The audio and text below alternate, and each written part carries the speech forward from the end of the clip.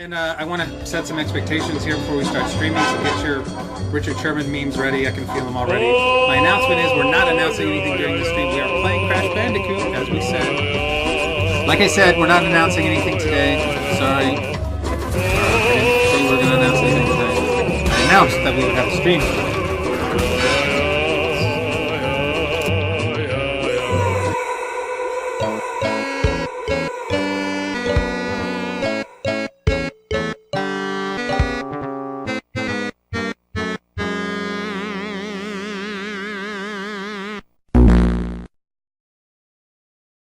Ladies and gentlemen, boys and girls, welcome back again to the DLC podcast, where you don't have to pay for diddly shit or doing live commentary. My name is Grim, of course, and we are back again to do another one of these type of things. So, we are going to get ourselves quickly started, and hopefully everything will go to plan. So let's just jump right in here right now. So, as always, I am joined by a dear friend of mine, Sephiroth. Hello, my fair people. Of course, we have the drawer, creator of such, Jack Moncap, aka Jack. Hey. And new, hopefully, this will be a running thing, and new cast member, we have with us Moon, where we've seen before back in the December Overwatch event. Evening. Alright. Moon's avatar here will be added into hopefully the next podcast if he's around. Apologies on the fact that we have nothing available as of yet. But, you know, it was this last minute thing, so it was kind of like that. So, how are you gentlemen been doing since the last we've discussed? I dislike Easter. Okay, there you go. Banging my head on the desk while dealing with a shit ton of work. Yeah, that's life. Streaming lots of Savage Raid mode on Final Fantasy XIV. Oh, damn. You got some salty streams there? One or two of them got pretty salty, Oh, man. but not by me. Oh, well, you're gonna have to clip those. Those are what people like to watch. At least it's not Robin. Yeah, exactly. Oh yeah, one of my friends is gonna be clipping a couple of the clips off of it and throwing it on his YouTube. Ah, cool. You could probably do your own thing to get some more people to watch and views and whatnot. But regardless of that, if you're new to this podcast, this is the second episode we're doing, entitled Remake, Redo, Respect, Regret. And we'll talk about why I named that in a little bit. But for now, let's go ahead and discuss how these segments usually go. So, this podcast, the DLC, aka the Doing Live Commentary podcast, is namely just me talking stuff of what happened back in my reviews of games I've just recently played, news that just happened since the last we've talked, since this whole thing happened, and then what's coming up in the future. And this episode's future thing will be interesting in the fact that there will be what I like to the announcement, basically. I'll go into more in depth later on, but for those who've seen me last year know that I've done a theme month, so this will be the same with that. So stick to the end to hear what I have in stores for you for this month's theming. So, Or wait 2 hours and listen to what you want. well, from what I've understood last time, we were entertaining enough to listen to, so that's good enough at least.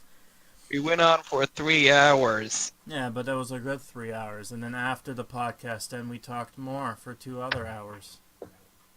Anyways. Well, something I learned from our last broadcast is we need to say it what we need to say, either like yes or no. And me and Ziff was like, "Hey, what do you guys think?" Nothing. Yeah, well, that's the other thing too. I have some talk because there will be doing anything like that. Hey, what do you guys think? It's good. Next question. Alright, so because I am a nice guy, before we begin with my shit, let's talk about any of you guys, what you've been doing since the last I think we've already just discussed is what we've last done with Matt. Anything of noteworthy, yes or no? I guess Um, no. yeah, that would be a no. Alright, I guess it's time for my retrospective then. So, last we've talked, I think we did this podcast on the 10th, and then since then I've been doing some gameplay type of stuff. And let me just say right now, I do apologize. This month of May was, not May, March. I'm just thinking about the future already. But no, in March was fucking horrendous with the games I decided to pick for my topics. For those who don't know, I'll be talking about this more or less discussion. But the first game I basically what I'm going to talk about is a brief one, and that was with the what was it? I showed off a Kickstarter I backed, which was called the Blue Omen Operations. I'm wondering if you guys ever heard of that game. Nope, No. but I've watched you play it a bit, and yeah, you boss would, you would battles. say it's pretty intriguing for what it is, right? I mean, in my opinion, it's kind of like Mario and Luigi. Well, in a sense. that's what they were going for. Basically, in the sense that this game is trying to trying to make its own kind of RPG in the vein of Mario and Luigi in the sense, and then they also threw in like WarioWare kind of thing. So basically, they're going for like a 3DS kind of gameplay style without the fact that it looks like a 3DS style, but the music certainly sounds somewhat like that. Which is interesting because I was listening to the music when we were playing the game, and it certainly sounds like it's like you could hear something like that in the 3D, like in the on the Advance game of sorts. I will say though that it was what was it? There was like two of these the gameplay itself, although it was a demo, was certainly intriguing enough with the characters they've introduced, and honestly, I did like how the story kind of progressed itself, but it would be intriguing to see what exactly this whole adventure is going to be like, because they've kind of told a little bit on their Kickstarter stuff, but not 100% to the point where it's like, oh, it's obvious. So, but with the gameplay I played, for the most part, I actually did enjoy it. It was kind of complicated at first to understand what I was doing, because unlike, say, Mario and Luigi, where you're battling a character and then the fucking Toad comes in and like, hold on, do you know how to play this? And it was like, no? Okay, let me just tell you for a second. He's like, okay, come and attack me for a bit. It's like, wait, stop. Now, press this button. You know, so there's none of that, but I'm assuming that they may have some sort of tutorial option to skip near like the beginning of when this game is released, which I believe will be sometime next year. I'm actually kind of curious if they will do a beta / kind of like what they did with what's going on over there. Well, who's banging shit? All right, what the hell's going on now? Who's banging? That would be our friend who Jack. had problems last time. Jack is having problems again. He's dying on the table. God, it's like anything that goes wrong when we're live always is just wrong. He just muted himself now because he knows that he's just causing problems. I do apologize on that, but regardless, so that's that for that. Nothing more to say about the Kickstarter except for I'm interested in that. I've actually gotten myself more demos of platformers that is more interesting and not, but that is to be said. Alright, so let's talk about the two main games. Let's talk about the first one, which was Sonic Forces. Oh god. So when I was going into this game, I was told that it was very short, and for the most part I kind of was expecting it to be short, but I didn't realize it was going to be that fucking short. Like, when I was playing the game, it made me realize that I feel like, and this is probably not an insult, but this feels like it's like the situation of Sonic the Hedgehog 06, or Sonic 06, in the sense that this game was rushed to meet a so-quote deadline. But what they did instead was, instead of actually putting more content in, they basically just shortened the content to make it doable so that it was playable for that section. That's my theory, anyways, because the way this game was just like made and presented was just awful. And here's the thing too: it's not in the awfulness of like when we get to awfulness, like you have like The Room, which is like, yeah, that's an awful game, or fucking Sonic 06, like that's an awful game, but there's some enjoyment out of that with people suffering through that.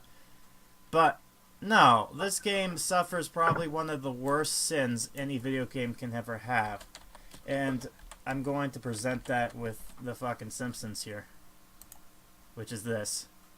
Oh fuck, this is stupid. It's muting itself now. Ed, meh. M-E-H. Meh. Does not like you. This game is fucking meh. Meh. Never have your game be fucking meh, because that is just like bad in itself. The only enjoyment I actually had, and this is the only saving grace this game had, was the OC creator, which was one of the things that most people got hyped for. If it wasn't for the OC maker, this game would probably be more bad received than it was. I mean, it's not in the level of like badly made games, but it's in the vein of that it's bad that it's not a good game, like story-wise, but it's not over the top, as in like it's self-aware of how bad it is. Which is funny because there's so much fucking memeage in that game with the gamer cap and the DLC of the fucking Sonic t-shirt, which I have no idea why that's even a DLC to begin with. But it's like, there you go. I think they realized that there was going to be memes. They decided to prepare for it. Yeah, honestly. I will say this though, with the with this game also introduced, I think, a main staple character that's going to be a thing, which is what we've called Gale the Burb, who was, I guess, this OC I just made in this fucking game, but for some reason it just became its own self, and I just invented her as a background story, and then now she's a fucking thing now that I'm going to be using a lot. But basically, I guess when I designed her originally, I was just kind of like making it like more of an old school character, since, you know, the whole Sonic fucking gloves thing. So I'm just like, you know, all cartoons had the gloves as well, so I might as well.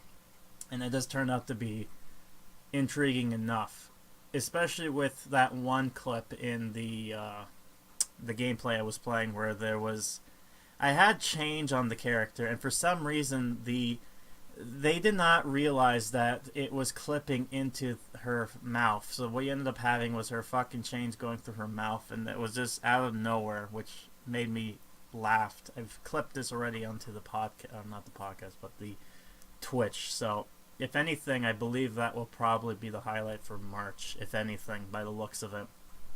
Gotta love them glitches. Yeah, apparently I seem to be the only one who, like, when I play games, I unintentionally get glitches out of nowhere. Like, even on good games, I didn't realize. Like, I recalled with Rayman 2, which I've just made a short 2-minute clip show highlights on my main Grimokan channel. But I remember that I did a glitch with the game, and I was just like, okay, how the hell did I do this? But, like, okay, whatever, it worked on my favor.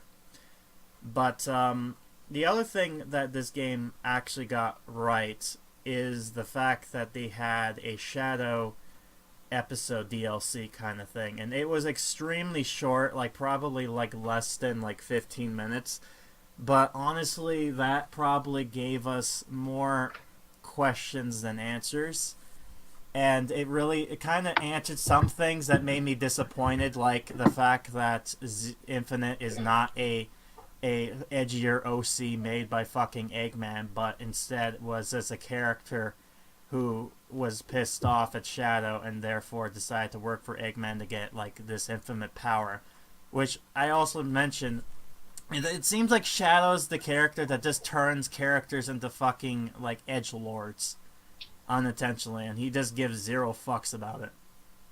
It's like, oh, there's a person trying to be edgy? Let's see how edgier they can be. And because of my sucky fucking bad skills, we ended up coming to a meme that kept on popping itself up, which is the I am not weak. I am not weak.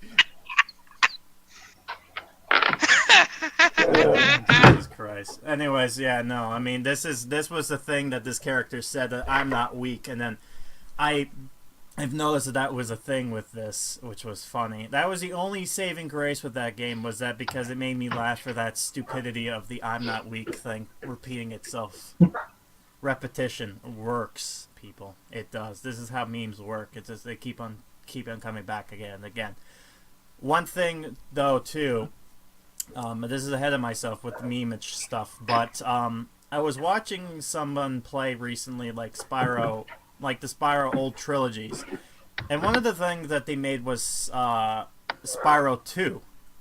And in that game, which I did play, but I didn't really get as annoyed as other people have, there's one mission in the Zeagle stage. You probably know what I'm talking about with this. Yes. Yeah, okay. So apparently, fucking one of the missions, which was like collect 50 gears on the thing, and I didn't really find too much problems with this, but apparently people had so much like Vietnam flashbacks that have problems with the trolley became a fucking meme within itself. Just because that's the only words you fucking keep on hearing over and over and over, you know. It was a meme before memes became a meme. Yeah, but it's funny, and I swear, like, I was looking back, I'm like, oh, maybe I could make this into a clip show, but I watched, and it was just like, no, it's like, it's not that interesting. I didn't really make it, like, entertaining enough. Like, it's watchable, but it's not like, haha, like, laugh out loud kind of thing. So I missed that opportunity, because it just went right through my head, but there you go. So there's that. Where this game lies for this fucking review. Currently, it's holding the position of, so far, the worst game I played this year. So basically, it surpassed Conker's Bad Fur Day on the Rare Replay collection.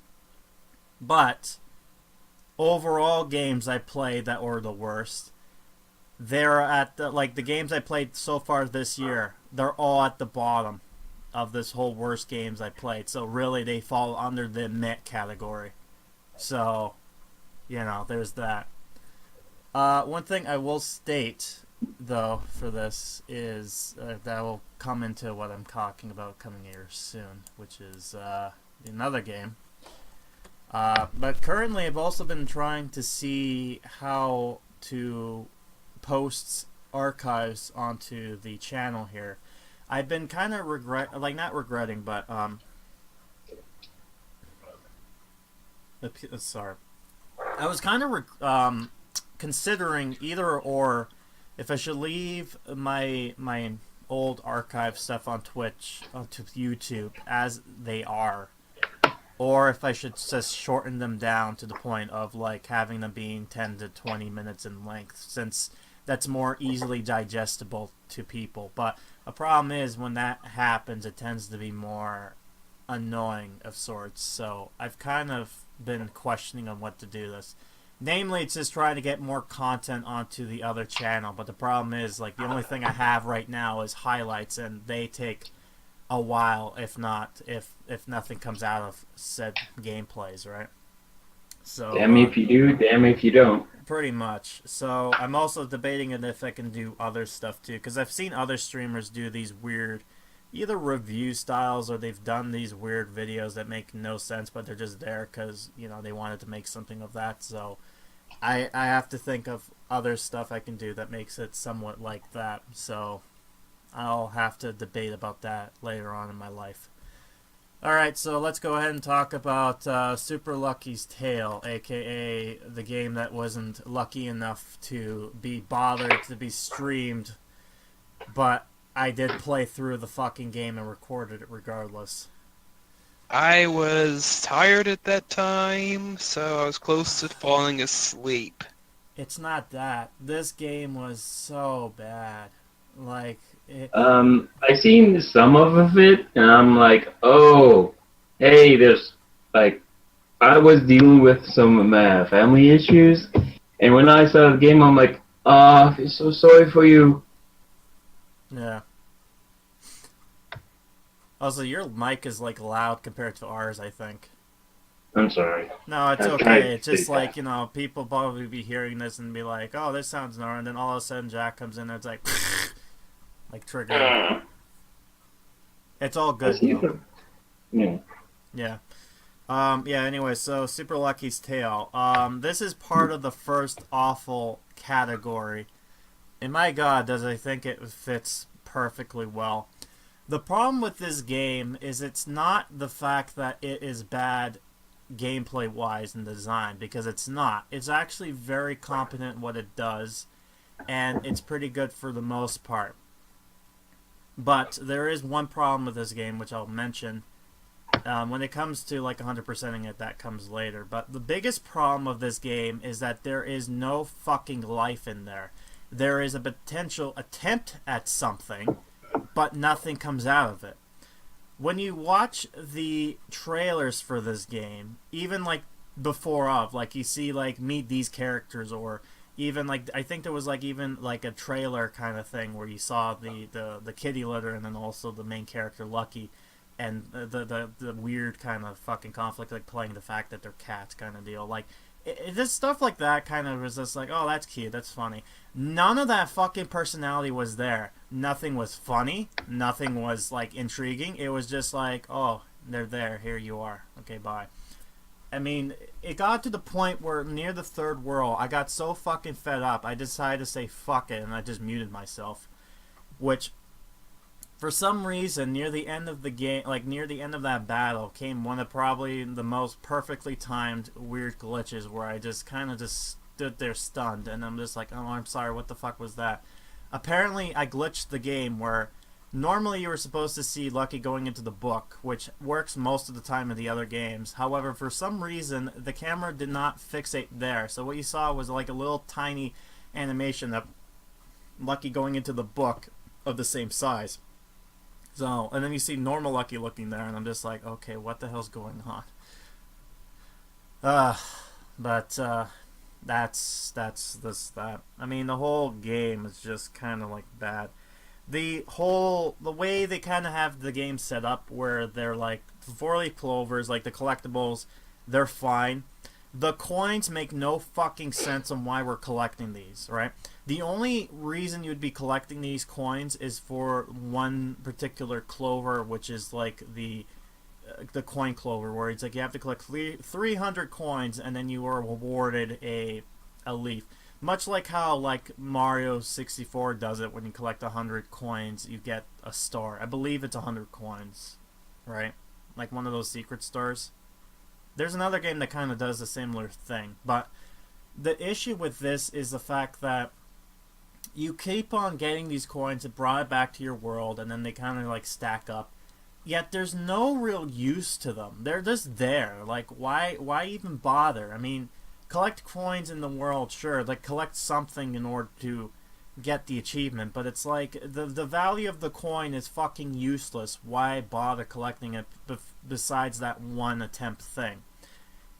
But here's my issue with the coin too. The fucking levels of buying it for collectors, it's horrendous. Especially when it comes to the 2D fucking sections. My god, are they fucking picky.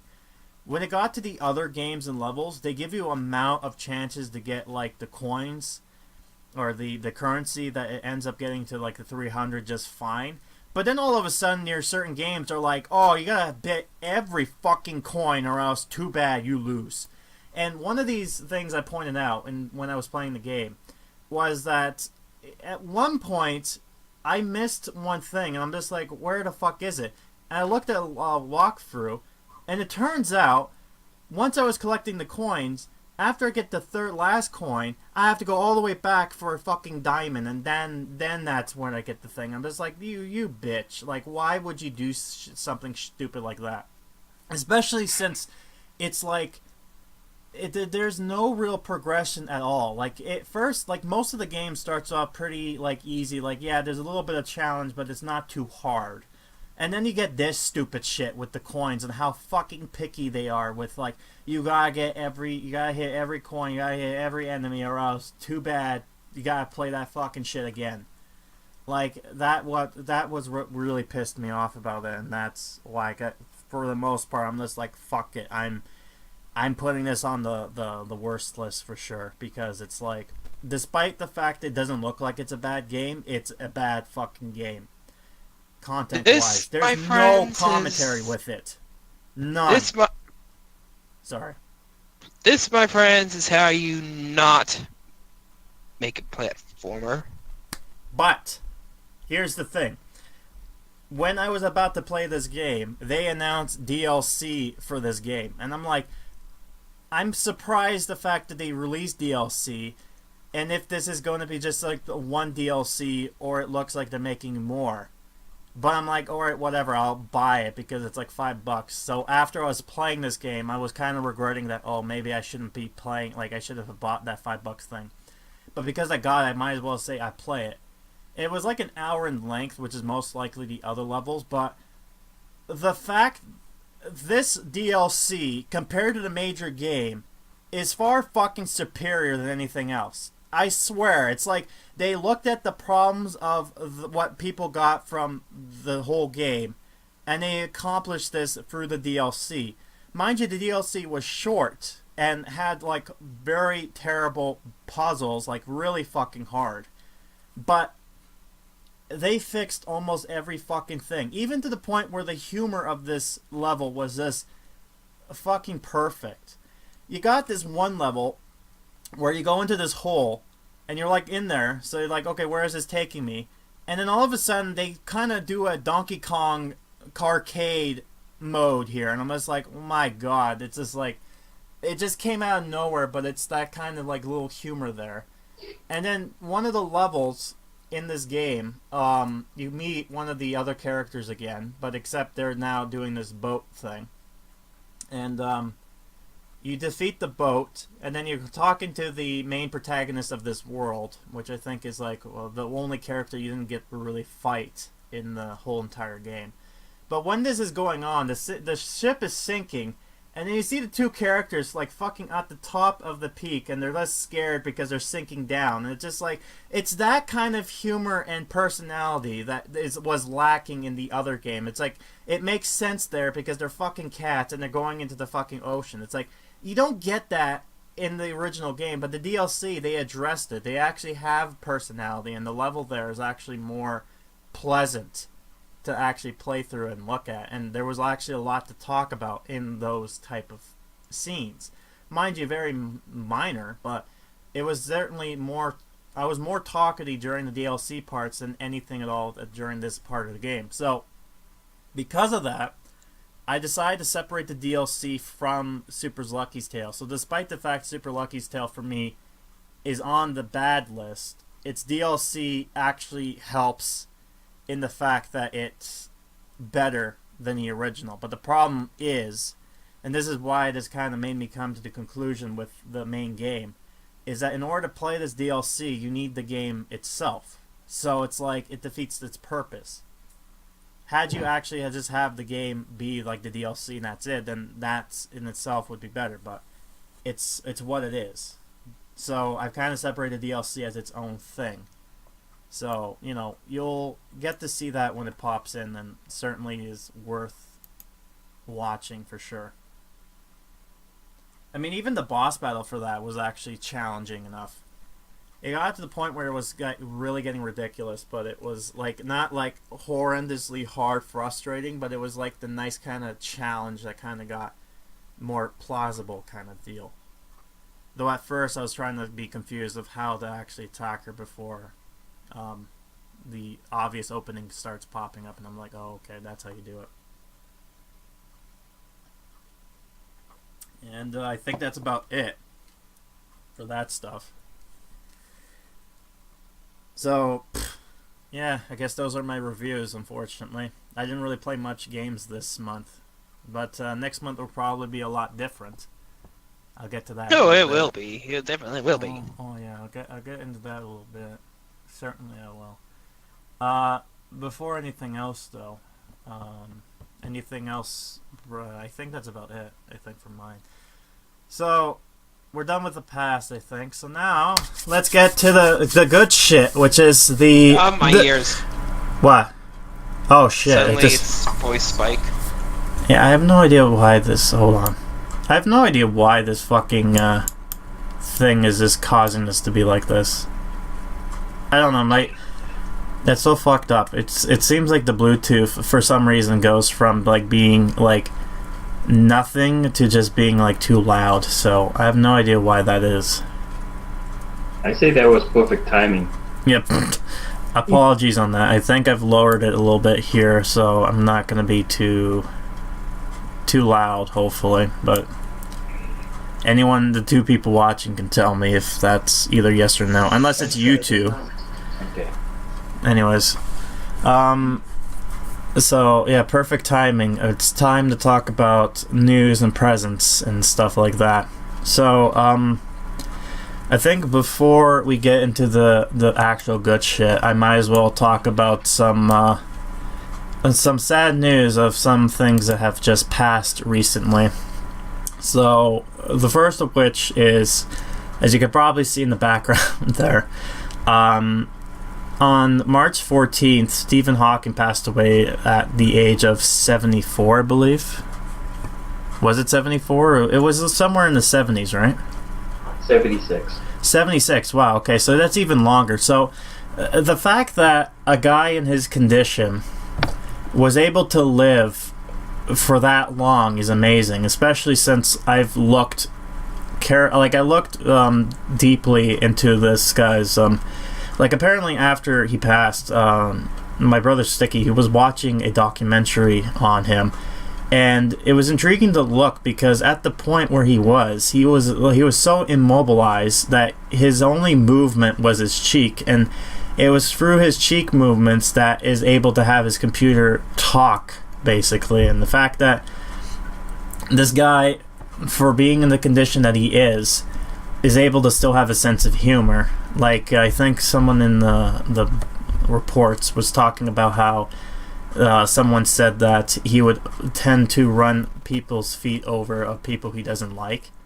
And then his reaction back was like, who said that? I'll swear I will run over their feet. You know, so it's just like the humor of that. And then my audio just went down again. Audio's back to normal. Apparently, Yep. I don't know why. I don't know why it's okay. Now everything's breaking on my part. Someone is playing around with the audio switch in the background. Yes, the gremlins are doing it, I swear. No, it's Gail. Let's just blame everything on that. No, she's okay. Anyways, yeah, so he passed away, unfortunately. Probably one of the smartest minds we've probably lived through this generation, for our generation anyways. The fact that this guy has been probably the only kind of, not only like scientist, but also in a bit of a way a philosopher, because he was kind of questioning things as well, like where mankind is hidden, like heading towards, I would say. So it's like, you know, one's gone now, so we don't have a whole lot left when it comes to characters like that, which is unfortunate. If anyone wants to talk about you can go ahead and step in if you have anything you wanted to say about that. But I just figured I might as well mention it because it was one of those big names that popped up this year, especially Yes. yeah, especially when I've heard what this happened in the past. I'm just like, oh, he passed recently, like this, like what was the thought? And I was just like, wait, he just passed right now? And I looked and I was like, oh my god, he did. I'm just like, okay. And mind you, he passed in England, so it's like the time difference was weird. But the fact that I heard like, oh, he died March 14th, and I learned that on the day of, and I'm just like, wait, he just died? I'm like, how? But yeah, it's unfortunate, but yeah. And Well, that's basically life for you, especially if you have some sort of disease like what he's been dealing with. yeah, but the fact that the way he lived to 76 in the condition that he was in, and the fact that he was like all the things he have accomplished since then is one of those amazing pieces. Like, it's one of those things that you would want to listen to, like inspiration to. Like the fact that despite his physical disability, he was still able to pursue the intellectualness and the respect, despite the fact that he was almost vegetabilized in a sense. You know. But Just prove to you, don't let your disability bring you down. yeah, exactly. Never give up. Always keep pursuing. Yeah, Be relentless. and yeah, definitely. And even if science says that you have this much days to live, usually it's wrong. I've seen people who's like, "Oh, you're gonna die in like 3 months," and then they surpass that by like years. Human willpower. That's Yeah. exactly what it is. Exactly, that's how it is. All right, so let's move on to the next unfortunate passing, and that is Toys R Us is now officially dead. They filed for bankruptcy permanently now. For those curious, they might be wondering, wait, didn't they just file for bankruptcy back in November? Yes, they did, but they filed for something called Chapter 11 bankruptcy. For those who don't know what the hell Chapter 11 means, and I've looked at this, basically this is an all or nothing situation where they're in debt, but they're like, it's almost like a bet. They're like, okay, raise this amount of money by this certain date. And if you can do that, that means that we will hold off on like putting you to bankruptcy. A lot of companies like Apple and like I think there was other companies too I've listed, but you can look at companies that filed for bankruptcy and actually bounced back from it. It's basically like that. But unfortunately, they failed miserably. I think one of the things they were hoping for was the Star Wars merchandise to sell, and unfortunately, as we know from a certain movie that passed by in December, it certainly made it bring back Phantom Menace memories of toys, so that's always great. But a lot of big chain companies, especially like Lego right now, they're in the herd as well. But they were really they're worried now because Toys R Us has been like their main bread and butter. Like there are other places like Walmart and things of that nature, but it's not like as big as Toys R Us is now, right? Actually, something I found out by YouTube, unfortunately I can't remember who it was. Toys R Us was actually bought out by the guy who, what was it? He brought the price up for a certain pill to help people with AIDS. So not only that Toys R Us gone, but a certain radio is gone too. Yeah, but the thing is that Toys R Us was previously, I think, a public owned like a business wise. You can have stocks in two ways: either public, which is basically anyone can buy in and have a say, or private, which is like you held your own rights, but because of that, whatever. I think for a while it was basically in the public, and then back in sometime around 2000, it was bought by somebody who didn't have the money for it. Then it was put into private. Now, for the most part, Toys R Us was pretty much alright for where it was because it didn't need to worry because it's like it can make its money back so long as everything was staying at its course. Unfortunately, that wasn't the case because nowadays you see kids playing on their tablets more than anything else. You have places like Walmart or even Amazon that you can buy toys from. And I think that other biggest thing that Toys R Us has made it to Toys R Us downfall is that there was some exclusivity from Toys R Us, and yet the prices for them were a lot more expensive, which I believe that was probably what made them kind of put the nail in the coffin for them. But I will say this, which is intriguing. Like I just went to a Toys R Us recently that's like near around here, and the Toys R Us now, compared to what it was then, completely 100% different. Like, I remember back in the day, walking into Toys R Us, like, especially in the game section, they had, like, these, like, playable stations, like the Nintendo 64, and you get to play certain games on there, and it was just, like, it was kind of cool in a sense. Nowadays, though, there's, like, nothing there. Mind you, it's actually nice, neat, and tidy, so it's not like it's a mess, but it's like there's like hardly anything of like eye-popping there. Funny story on my end. We used to have a Toys R Us in like a big mall, Yeah. and it was always full because it was easy to get to. But then all of a sudden, a new plaza opened, and when Toys R Us moved there, almost nobody went there because it's like so far away from people, easy way to get there. So same time, they had a blessing, but then when they moved, like it was a ghost town. And funny enough, in December they hired a bunch of people, so I'm pretty sure they're not happy with their news. I recently went to a Toys R Us just last Sunday, so I've seen that they have all things on sale and whatnot. Yeah. I'm pretty much thinking of probably going back there sometime to get my hands on a Nerf gun for myself or a Lego set. Yeah, definitely. But the interesting thing for us up in Canada, though, usually when it comes to companies that are basically from the same like brand, like you would have your WalMarts up here and Walmart down there, or food chains, they're completely different entities compared to the ones in different states, and that usually depends on the fact of where they're located, and they have to abide by the laws stated within that sector. So, because of that, Toys R Us up in Canada is completely different compared to Toys R Us in the States.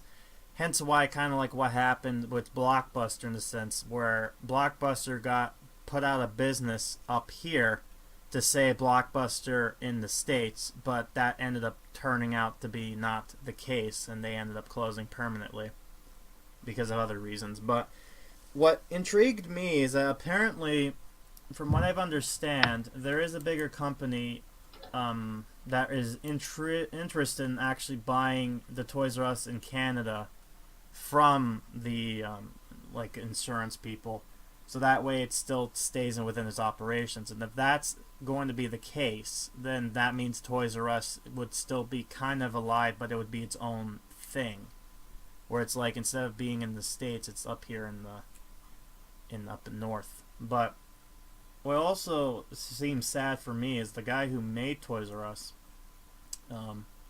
He passed away, I think, last year, right before they filed for bankruptcy, or Chapter 11 bankruptcy. So it was like I guess he didn't get to live to see the fact that Toys R Us was basically gone now, which is unfortunate. No one's going to be able to be a Toys R Us kid anymore. I specifically remember going there just to get Bionicle sets. Yeah, definitely. Legos and all that stuff. See, Toys R Us wasn't a big part of my childhood because the closest one from where I lived back in Maine was like hour and a half, 2 hour drive. Yeah, at that point it's like, fuck that. And I don't know what the hell Homer Simpson came in. At that point, you best just order toys online. We basically did. Most of the stuff I had got when I was a kid was from online sales. Yeah. And that's one of the big reasons a lot of places are going down is the convenience of just ordering online and getting it next day or 2 days later without having to leave your home is kind of nice. Exactly, yeah. Aye. So, I guess, we've mourned a moment of silence for them. Okay, that's good enough. So, yeah, unfortunately, they're gone now, unfortunately, but hopefully they might be back, and maybe they still might be back up in Canada, but we'll have to wait and see what the future holds. So, let's move on. So, sometime a while ago this month, they had, I think it was SDC, I don't know if it was PAX or it was some sort of convention. And a while ago, Sega, or Sonic Team, announced that they will be announcing certain things coming this year, and they will be announcing it at this panel. Now, I believe they've done this before, where they've announced stuff within this panel, so it's like not uncommon, but people were intrigued to see what they would announce. From that announcement, they've announced certain things, but there were 3 things of note that was intriguing that popped up. The first of which is that they announced something that there is a Mania cartoon called Sonic Mania Adventures, which actually the first episode released last night or yesterday, which I watched, which was like a 6-minute clip. And by the looks of it, it's basically a continuation of like what happened in from the previous game, and the fact that fucking Sonic was in the Sonic Forces, but we pretend that didn't happen. But yeah, he popped back in, and it looks like there's a continuation from that instead of just like remaking from Mania itself. So it'll be interesting to see what this whole cartoon leads into. But I watched, and the animation and everything is like really well done. I think it's the same people who animated for the cutscene for Sonic Mania to begin with, I think.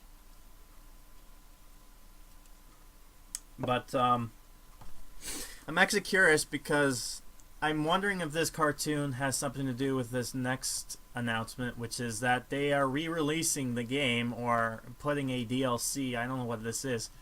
But they've announced physical copies of something called Sonic Mania Plus, which is basically the game again, except they've introduced new concepts in there.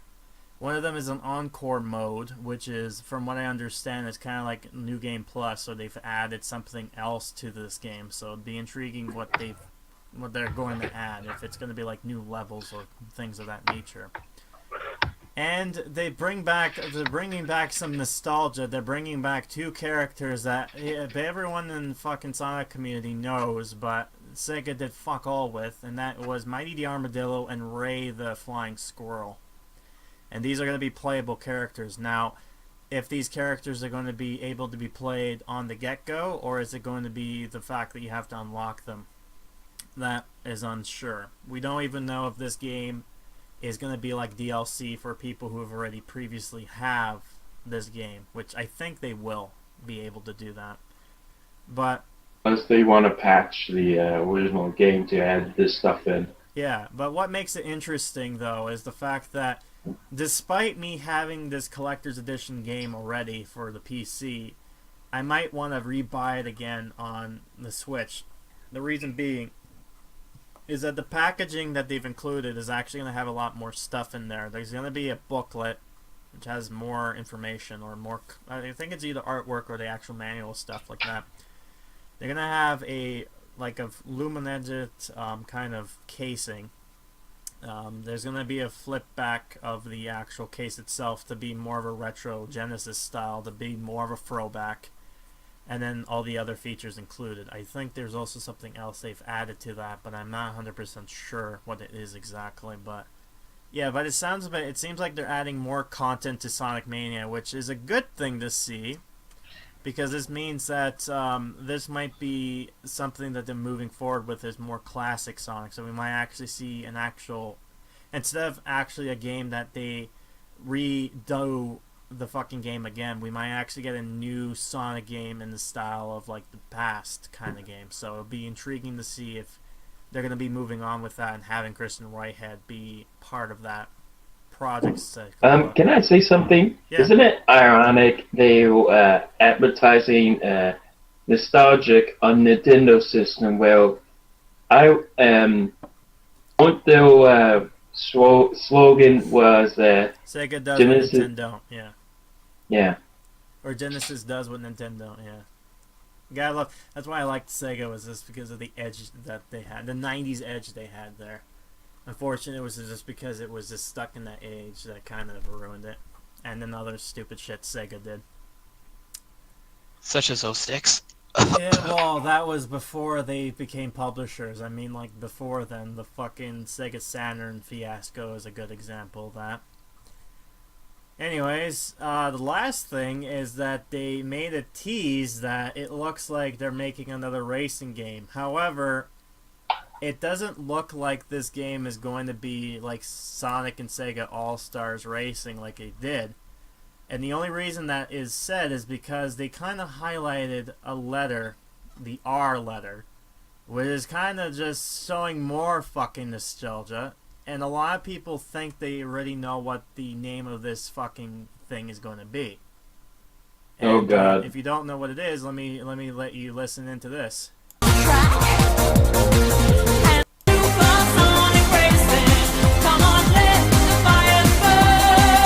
Remember that fucking awful game? Yeah, no. So it sounds like this game is going to be called Supersonic Racing. I think they could just be trolling at this point, but the fact that they highlighted the R is just, it's like they are well aware now that Sonic is now a fucking meme, so they're embracing it like all hell. So the fact So that they're wouldn't just, it be Supersonic Owl or something like that? no, it's Supersonic Racing, and the only reason I say that is because the R is placed at the far left of this logo, which is implying that it's part of a word versus its own thing. So I Oh, think it'll be intriguing to see what the hell this thing is, and most likely we'll hear more of it during E3, most likely. Or they might do their own little pity party like they did back in '06 or 16 when they announced Sonic Mania and Sonic Forces. So be interesting if they do like the live stream E3. Should we do like a reaction stream to it? well, most likely podcasts. Like we can, like, we'll see because I've seen a lot of people do the fucking like live commentary thing. So it's not like it's not going to be a thing. A lot of people will be watching other people doing it, and then there's other channels that have it hosted, like YouTube and all that shit. So it's like doing live commentary or things. Apparently, from people that watch my stream, they're like, "Oh God, don't do that." But they certainly are curious to hear my thoughts and opinions after the announcements set. So, if anything, one of the future podcasts, whenever E3 does pass around, that's going to be mainly focusing on the E3 shit that popped in. Hopefully, some memeage that pop in there as well. Yeah, it's a shit ton of games I want to see. Yeah. Shit ton of games. Definitely. So there's a bunch of shit that's coming there. But I was disappointed last year that there wasn't really a lot of nostalgic shit, or not nostalgic, but cringy shit that happened. Except if you decide to focus heavily on the fact that there is what do you call it? This weird shit. But yeah. The only thing that came out of that was the EA stuff, but that's EA for you. They've always done stupid shit like that, which is like, there you go. So quickly, Microsoft recently talked about this. I think more so for the Xbox side. I think what is his name? Fucking Phil Spencer, who is the director of the Xbox division, I believe. He mentions that moving forward, they're looking at perhaps making their like, and we're already seeing this right now with how they're advertising this stuff and making micro Xbox, like they're less focusing on that and more of the properties they held or they are holding right now. And by the sounds of it, they are looking at, like, it's almost like they're slowly becoming the Sega of sorts. Like I would not be surprised if eventually they might just back out and just become like a publisher of sorts. But we'll end up having to see. The reason I'm just stating this is because the way, like, if you remember, the current one of the things the studios they have now property is Mojang, which is the creators of Minecraft. And if we're all well aware, Minecraft has been on multiple platforms and not just like if only exclusively on our like Xbox thing. So by the sounds of it, they're looking into embracing and having their IPs be brought on not just their Xbox and PC division, like Windows 10 stores, but by the sounds of it, they're looking to actually make it more multiple platform friendly by having it be on different platforms and stuff. And we've actually seen that.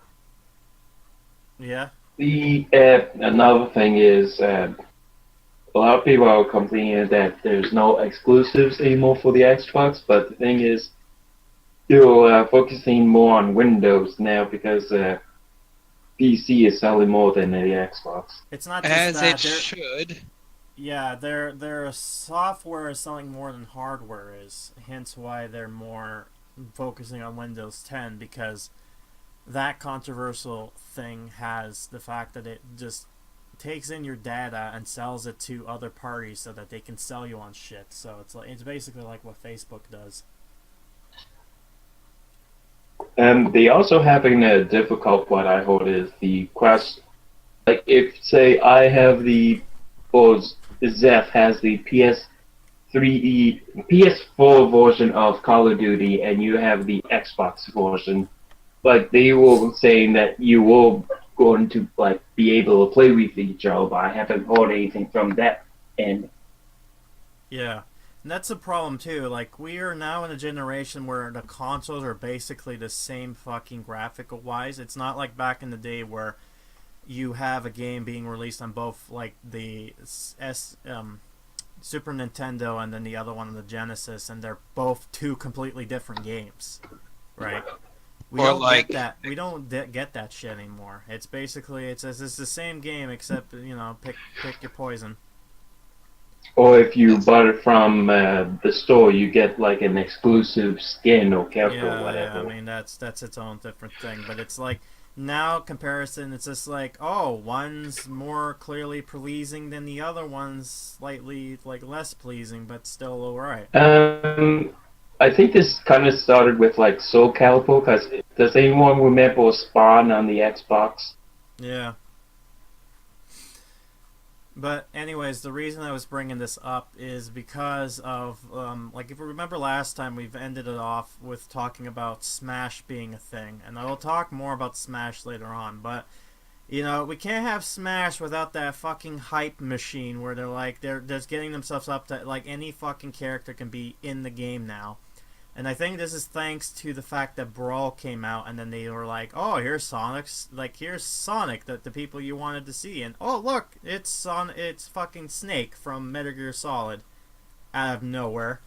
So now they're like doing this thing. So it's like, they're obviously gonna have some sort of weird ass character that no one asked for, or they were like, "What the hell is this?" But the one interesting thing that popped in was 2 years ago when this whole, like if you remember correctly, there was this poll.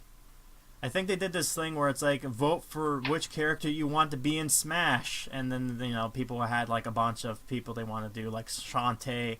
I think Shovel Knight was in there. King K. Rool's another character, and then another character that popped in out of nowhere was Banjo Kazooie. And someone on Twitter mentioned this to Phil, and he said that it would be cool to see like if Banjo-Kazooie does make it onto the Nintendo's like the Smash Brothers, right? And Phil responded to this guy saying like it would be interesting to see indeed too. And this was back in 2006, so this was like the last kind of known thing. And then the fact that we got an announcement of the Smash coming this year, whatever it is, they basically talked back to Spencer, like a guy named Banjo, and he posted a picture which was, I think it was one of the guys who's working currently on Playtonic. He was an artist, and he drew Donkey Kong, like Diddy playing on the Nintendo Switch, and he had Banjo-Kazooie over there as well. And he basically he asked Spencer, it's like, you still interested in having Banjo-Kazooie be in Smash? And then he replied with, "Yep." And immediately the internet fucking freaked out, and they were like, "Oh, Banjo-Kazooie's coming into the Switch and whatnot, blah, blah, blah." And it's like, I don't think it is, but here's my theory. If it turns out that this is true, if they do have Banjo-Kazooie be a playable character, it would only be because they will also be announcing a Banjo-Kazooie game. Because it's like what they kind of did vice versa. Like, back in 2006, when E3, when they announced Crash Bandicoot Insane Trilogy was coming out, they were also promoting the Skylanders Imaginators, but with Crash figure in there. So I think, like, if they were going to do that, they most likely going to do that, like this, you know what I mean? Like, they most likely will do this during E3 if it is a thing, but I highly doubt that might be, but secretly, deep down, I think we all want it. Or it just might be me. Well, people were surprised that Doom guy was going to be in Smash too. Yeah, I don't know why Doom's. Yeah, but no, but that's stupid too. They're like, oh, there's an amiibo of the fucking guy from Dark Souls, therefore he's gonna be in the game. It's like, no, not going that insane, but Well, it's, the it's, thing it's is Nintendo is they're looking back at their old consoles. I think they're like nitpicking who character is going to come on, because I even seen like out of what if Agumon was in Smash. yeah, no, but the other thing too is that it has to be a character that is able to be played with different abilities, and I think honestly with Banjo-Kazooie, I can actually see it being a potential like character that's obvious, just because of the fact that there's a lot of move sets you can actually have with these characters, and like you can see, like I think even someone did a mock-up of like what they would look like, which I have on here, or they even have like what their moves could be, which makes sense. I think they had the special move or special smash move be the fact that Kazooie turned into the Dragon Bird from the Banjo-Tooie, and have her be like able to just like, but I'm not 100% sure. But it'd be interesting to see if it is true, but I don't think so. I think people are taking this way out of proportion, but I'm betting that if this becomes true, if Banjo-Kazooie does become a playable character in the Smash game coming up, then most likely it's also going to be because of the fact that they're announcing a Banjo-Kazooie game. But we'll just have to wait and see. Well, we also gotta think left field. Like Nintendo always come up with like weird characters. Like, hey, remember the cat and duck character? No, well, he's in Smash. Yeah, like no, left field. Like we can't really tell what Nintendo is thinking. Yeah, exactly, and then that's the thing too. They're the someone said it best. Nintendo is the king of left ball, like the left field or left ball kind of thing, or curveballs. You think you know what they're doing, but then they completely change everything out of nowhere, right? And it's like you have no predictability what these people are gonna do, and it's because of the fact that they're independent. They have a lot of money. They're able to do these weird shit. So it's like I always find them be like the nerdy kid in the back of the corner that's just making these weird shit, and he's just like, hey guys, look what I made, and there's this weird fucking contraption. And sometimes it's like, yeah, whatever, it's stupid. And other people are like, oh shit, why didn't I think of that? Let's make that, right? So it's intriguing to say the least with that type of stuff. But well, technically, Nintendo is a toy business before a game system, because they used to make like these little cards, and they even did their Lego stuff. cards, So yeah, they've done cards. They were a toy company before they became a game manufacturer. yeah, so they were thinking of more collectibles, because collectibles sells more than the actual games. It's like if you look at any toy store, said, hey, we're gonna make our own video game console thing. Yeah. I mean, it makes sense because they have the toy maker mentality, especially when it comes to like their amiibo figures or even their fucking consoles. There's this thing where it's like there's no reason to pre-order games because it's like you're gonna get it on day one regardless. Nintendo's the only fucking exception. It's just like, oh, we're releasing this product. It's like you gotta have to fucking pre-order it or else you aren't getting that shit. Nintendo's notorious of this they do this toy mentality where they underproduce to get more hype kind of deal. Because I guess yeah, like the was it Zelda, the Majora's Mask. Like, holy shit, when that was announced, like, boom, nothing, no limited edition or collector's edition anymore. Yeah, no, that's the thing. Speaking of nostalgic pasts, have you guys heard of with Atari what they've been doing as of late? They seem like they're becoming a joke recently. I mean, a while ago they've announced like, oh, we want to make a tycoon on the Switch, but we need your help. We need you to give us lots and lots of money. And it was so stupid too, because it's like at one point it's like, give us $75,000 and we'll give you a copy of the game. It's just like, wait, what? No, bitch. It's like they don't know how it works. Like, why? But regardless of that, one of the big things they've made announcement of last year and then even this year kind of is the fact that like, oh, we're making a game consoles ourselves, guys. We're calling it the Atari VCS because that's what it was once called back in the day. Like, we're bringing back the nostalgia. And then most people are looking at this and they're thinking, why are you fucking doing this? There is no reason to. Like, what are you going to be offering to everyone that they can't have? And they basically, I think they showed this off during the games that game conference thing that they kind of do awards and like kind of circle jerking themselves off there, like that kind of award ceremony thing. They said that they were going to show it off there. I have no idea. I haven't really paid attention or really care about that. But from the sounds of what they're making this Atari VCS system, it sounds awfully fucking similar to the Ouya. Or the Neo Geo remake. Yeah, I wonder whatever happened to the Ouya. Oh, right. It fucking went out of business. They want to make a fucking Android-based thing where it plays indie games, and it's like, oh, but it's Atari, so we have Atari games there, too. And it's just like, no one, like, what? No one's going to want to play. Oh, God. No one wants The sad thing is, with people's imagination, since the Nintendo Classic came out, everyone's like floundering to like, hey, let's do a classic system. Remember this pile of shit? Well, now there's built-in games, so you could go online and all this kind of thing. That's always been the thing, though. They've always had that thing. It was only until Nintendo's just like, oh, we're making our own official one, where everyone started to do that kind of shit again. But well, the thing is, you would think, hey, let's play for the fun of it.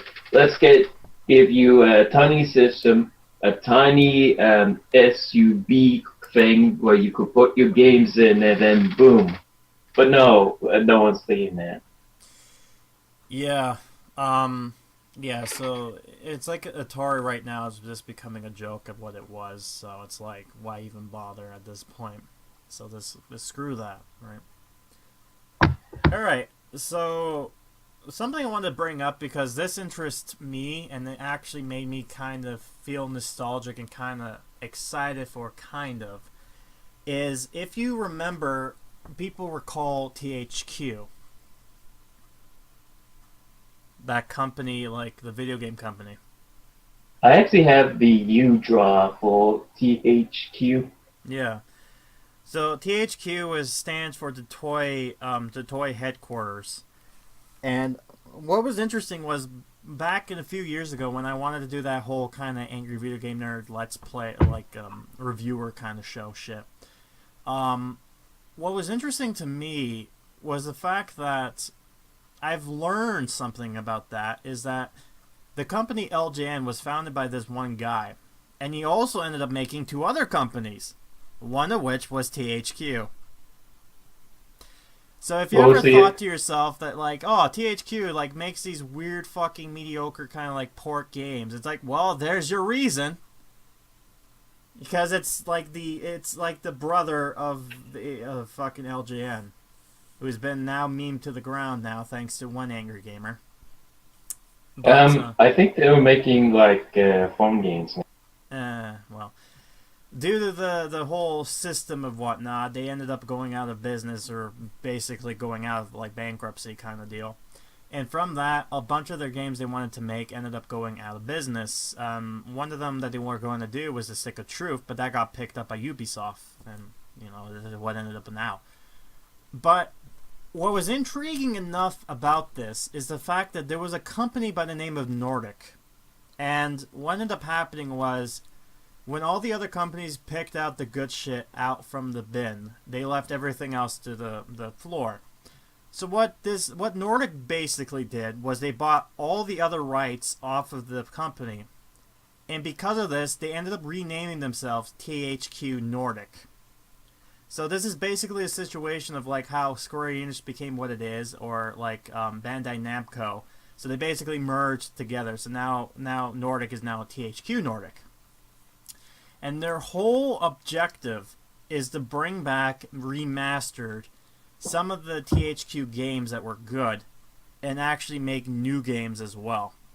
They've announced this a few years ago where they've said that Darkstalkers 3 is in the works and there's being made, which is a surprise. Was a surprise to everyone. They're like, "Wait, what? Darkstalkers coming back?" Because it was actually a good game. Like, it was a dark kind of, it was like a Legend of Zelda like game, but it was like with dark theming tones where you played as like one of the 4 horsemen of the apocalypse kind of deal. I think in this one you play, like the third one coming up, I think you play as a female. I have not heard anything else about that game though, so I'm curious if that's still going to be made or if it's not there.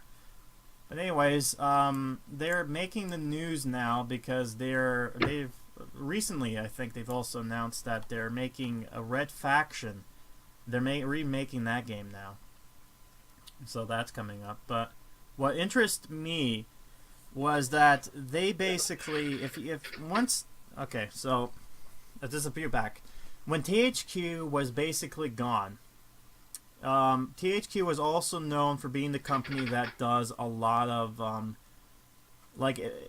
okay, so if there was ever a movie that came out, there was always a video game by it. Most likely, 90% of the time, it was made by THQ, or was produced by them. Much like they're like, it's basically the same thing as like LGN, what they've done. So what was intriguing about this is that one of the companies they ended up having the rights to was Nickelodeon. And under their belt, they've made a lot of games from there. One of the biggest things a lot of people noted was that they've made the SpongeBob games better. Like, one of their most well-known was Battle for Bikini Bottom, which was made by Red Factory, or I think it was Red Factory. It was Heavy Iron Studios, I think it was what they're called. And since then, I've actually played that platformer like way back when, and it was really good. Like, it was one of those things where you look at something and you're like, oh, this is going to be mediocre shit. But no, it's actually like competent enough for what it was. So, basically, what happened after THQ went under is that the rights to making Nickelodeon games was up in the air. Then here comes Activision, of course, so they bought the rights to them. And they produced fucking god-awful games. 2, actually. 2 horrendous games. And this got to the point where people were not happy with this, and I think Nickelodeon wasn't either. So they took the rights out of their hands. And what ended up happening is that this was big news, is that THQ Nordic has now have the rights from Nickelodeon to make certain games. So they're remastering games from the past. So this also includes, like, SpongeBob Battle for the Bikini Bottom is going to be coming out. But here's the other interesting thing, too. THQ Nordic is not only remaking games for, like, the newer generation, but they're also wanting to make new games, too. So, in this deal with Nickelodeon, THQ Nordic now has the right to make the games of the following properties: Avatar: The Last Airbender, Back at the Barnyard, which is like my Cat Scratch, which is interesting because Cat Scratch never had a video game, Danny Phantom, El Tigre, Invader Zim, Jimmy Neutron, Yay. My Life as a Teenage Robot, Rocket Power, Rocco's Modern Life, Rugrats, SpongeBob SquarePants, Tank and the Power of the Juju, which has been, I think it started off as a game and then it became a Yes, it TV started out a series. game. By the time they reached to like 3rd, 4th game, they decided to work Yeah. on TV series. The Very Odd Parents, U.S. only, which I'm wondering if that means it's like only in North America or if it's actually just only in the States. But I'm sure it's not going to be released into like PAL regions or other stuff like that. Then they have the Red and Stimpy Show, and then the Wild Thornberries. So this means that they have the right to remake some of these games that they've released back in the day. But also they have properties that have never gotten the game. One of which is like Invader Zim and even Rocco's Modern Life. And as we know, they're recently making, like, I think they're still trying to make the movie coming out, as well as they teased an Invader Zim movie coming out. So, if anything, this seems like this is perfect timing that they're going to make something based off of that. I think. So, it'll be interesting to see how this company turns out, because now they have all the rights to certain things. It's going to be, if they're going to be able to make these properties worth playing, or if they're going to be mediocre. But that really intrigued me, because I've watched certain people on YouTube who was like a fan of like the SpongeBob games, like especially with Battle for Bikini Bottom. And then when they heard this announcement, they freaked out, because it's like, oh my god, this thing we wanted is actually coming. So there's that. So, going back into Smash for a minute, Nintendo, like, we're seeing right now when it comes to E3, a lot of people are announcing certain things, like, I think the first one was that, fucking Bethesda has decided to announce their press conference again, so they're having another press conference and a date of when they're doing it. And then you're seeing other companies starting to announce what's coming up and what their dates is and what they want to do. And I think they've also some game companies, or not game companies, but studios have also announced certain things that they're coming up with. Like, for example, CD Projekt Red is announced that they are going to be unveiling the project that everyone knows but haven't seen anything of, which was Cyberpunk 76 or 2076, which is based off of the RPG D&D game of the same name. And basically being made by the same people that made the Witcher series. Yes, so that's why a lot of people are excited, because this company is known to make sure that their games were well made and well kind of produced. Although I've listened into the backstory of what they've done, and it's intriguing to see that although they make like great fucking games, their work habit was fucking terrible by the sounds of it, especially coming from people who passed work in CD. So it's really odd, to say the least. But anyways, with the Smash game, a lot of people were assuming that this might not be a port. And the reason why is because Nintendo announced that there's going to be a Smash tournament at E3 this year. So they're most likely going to be advertising this, much like how back a few years ago they made their like Nintendo recently haven't really had a stage show at E3 besides their like little direct things, except they made it look more presentable. But anytime they have a stage show, it's usually because they have a tournament running by. I think the last time the big one was like what it was. It was like the Nintendo World Championship, and then the Smash Brothers thing. So the fact that they're announced, like they're having Smash Brothers being a tournament at the E3 game or the convention, makes me think that this is actually going to be more of a new game by the sounds of it, by the looks of it, by why everything's coming up.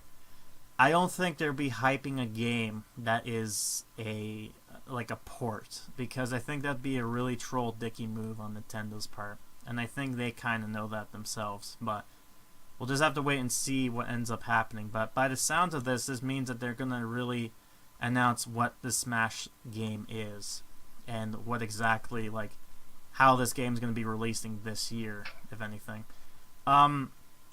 Yeah, because I think if I remember correct, the last game they've released, I think it was Smash 4, which is like Wii U and 3DS.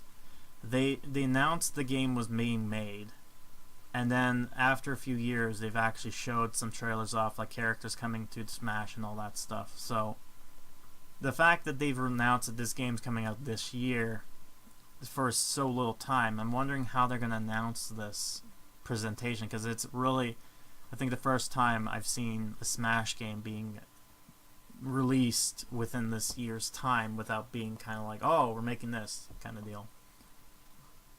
Especially since the fact that the guy who made the Smash series, he's made comments before where he, working hard on the game had gotten him like like injured or something like that. I'm not sure what it was. I think it was like myeloscoliosis or that kind of like, what is it? It's not like it's like a joint disorder type of thing. I think there was something that he said in the lanes of that. That's the same disease that mangas do, like they're over exhaust because you Yeah. gotta do something every day to like keep up with the demands. But it sounds like with this guy is that he's like, he seems like he's a workhorse. Like he doesn't want to just rest. He always wants to work. I mean, I think people have said of his godlike standards, like in order to test certain games or certain characters, like if they're actually playable or not, he will actually take two controllers and actually play them simultaneously with each hand. It's like, how the fuck can you do that? But apparently he does it. So it's like, from what rumors I've heard, I haven't actually seen this man do that. But I'm like, if that's the case, it's like, goddamn. But there you go. Let's talk about something else. So, mentioned briefly among Ubisoft. What's interesting though is that if you seen drama when it came to Ubisoft, they've recently had trouble last year because there was a certain company by the name of Vivendi that decided to buy some of Ubisoft's stakes. They started this by buying GamesLoft, which is their kind of like mobile division. And then they slowly started to buy some shares off. And this scared the shit out of Ubisoft because this company has been infamously known for buying certain things off of companies, and then, as they call it, it's basically forcing them out and buying them outright. So in a way, it's like there's a term for this, but it's basically like when they have no right, despite it was a hostile takeover. So they were fearing that this was going to end up leading to a hostile takeover because of the fact that they're slowly earning shares of the Ubisoft as a whole. So they were trying their best to try to get this company off their back. And they've recently announced that they finally made a deal with Vivendi by buying off all their shares by $2.4 billion. And Vivendi announcing that they are no longer pursuing with buying Ubisoft off because I guess they made some sort of deal in sorts. And by the sounds of it, by the shares, I think it's also going to be bought off by certain other smaller companies. There was one that made note, which was like Ontario's Teachers Association thing, where like 3%. But it's like, it's really odd to see the least that you have, like a lot of people dislike Ubisoft, and I can understand why. But this is one of those things where you kind of like wonder if this is a punishment that you would want to see, is them being basically gutted out by a bigger company. And I have no idea what the hell Vivendi has been like, what they are behind, like with companies. But I might be wrong. Weird thing I've seen like on YouTube lately is Microsoft kind of wants to buy Atari EB Games because they already own the, as you say, Minecraft. Yeah. So. Oh, they've made Vivendi Universal. You know what? Now that they've mentioned it, they said apparently they have a subsidiary named Vivendi Universal. I could have sworn I've seen them make games before under that title, but I'm wondering if they can tell me exactly what kind of games they've made before, because I think I remember. I think I have some games under this name belt. I just can't remember what it is exactly. Huh. I have no fucking idea now. I swear I've seen that logo before. Whatever. Oh yeah, I've probably seen them back in the day, but whatever. So that's a thing. And that happened. Alright, so we're coming close to some stuff. Since you mentioned Microsoft, let's talk about this real quick. Apparently, Microsoft released a new kind of update with some sort of new policy coming up which is the fact that Microsoft will ban offensive language on Xbox and Skype. Apparently, now they've made a statement about that, which is retarded because it's like, I'm willing to bet a lot of people swear, so I have no idea how they're gonna do this and why this is coming up, but I think they might have an answer on why this is real quick. But They're probably going to do like a reporting type system. yeah, I mean it's weird to say the least. I'm sure if they've mentioned something about that. So apparently, from what I've seen here, so it's like they're kind of like they're kind of taking away people's rights to say anything on their platform, but that makes it less reason for them that we can just use stuff like Discord and just talk that way, because then they can't do shit. That kind of sounds familiar, like what Twitter would do. It's like, oh, this person has said something, let's ban them. Yeah, so basically, like, if you have a raunchy Skype video call or bashing a fellow Xbox gamer verbally online, you could face harsh penalties. The main punishment is banning you from Xbox Live, Microsoft Online video game services. Oh dear. Can't buy any of those games. They can also scrap your Xbox Gold membership, delete any Xbox Store credit you have, even taken away digital copies of your games. That's a dick move. Like, really. Like, you give them money, and then they don't refund you, so they're like, nah, fuck you. We'll keep your money, and then we'll take this away. I mean, I guess they're in their rights. You have to sign an agreement regardless, but it's still kind of dicky to see them kind of do that. Oh no, I said a bad, dirty word. Take everything from the person who is supporting you. What to do? Yeah.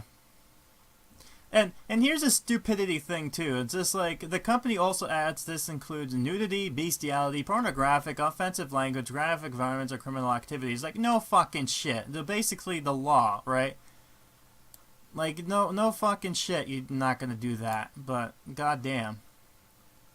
But I have no idea why all of a sudden they decided to kind of do this. I think there was people who've kind of, I don't know what it was, but apparently I think this had something to do with the fact that this might be because of a new law that is passed. Let me quickly say.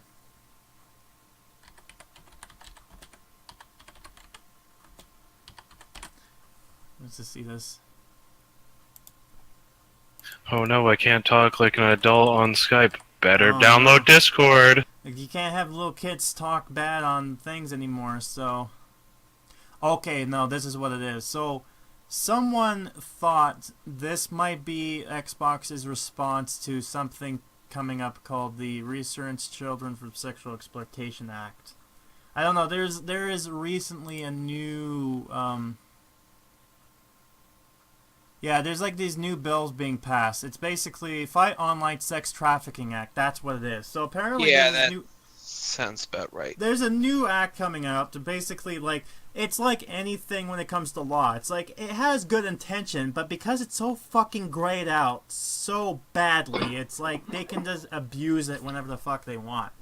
So this is in the way, I think this is why they're doing this, but it's like, you know, the more they kind of do stuff like this to try to protect you and all that, the more you lose your rights. So this, I think, is one of those things. But I have no idea how this is going to end up looking in their favor, especially with how, you know, drama with them in the past. So Someone's going to wind up abusing the entire system. oh, they are. I mean, I would not even be surprised about this. I mean, I would not even be surprised if Microsoft gets somewhat DOS attacked by an organization like fucking Anonymous or something, because they tend to have this happen to them whenever something stupid comes up. Yep. When does it?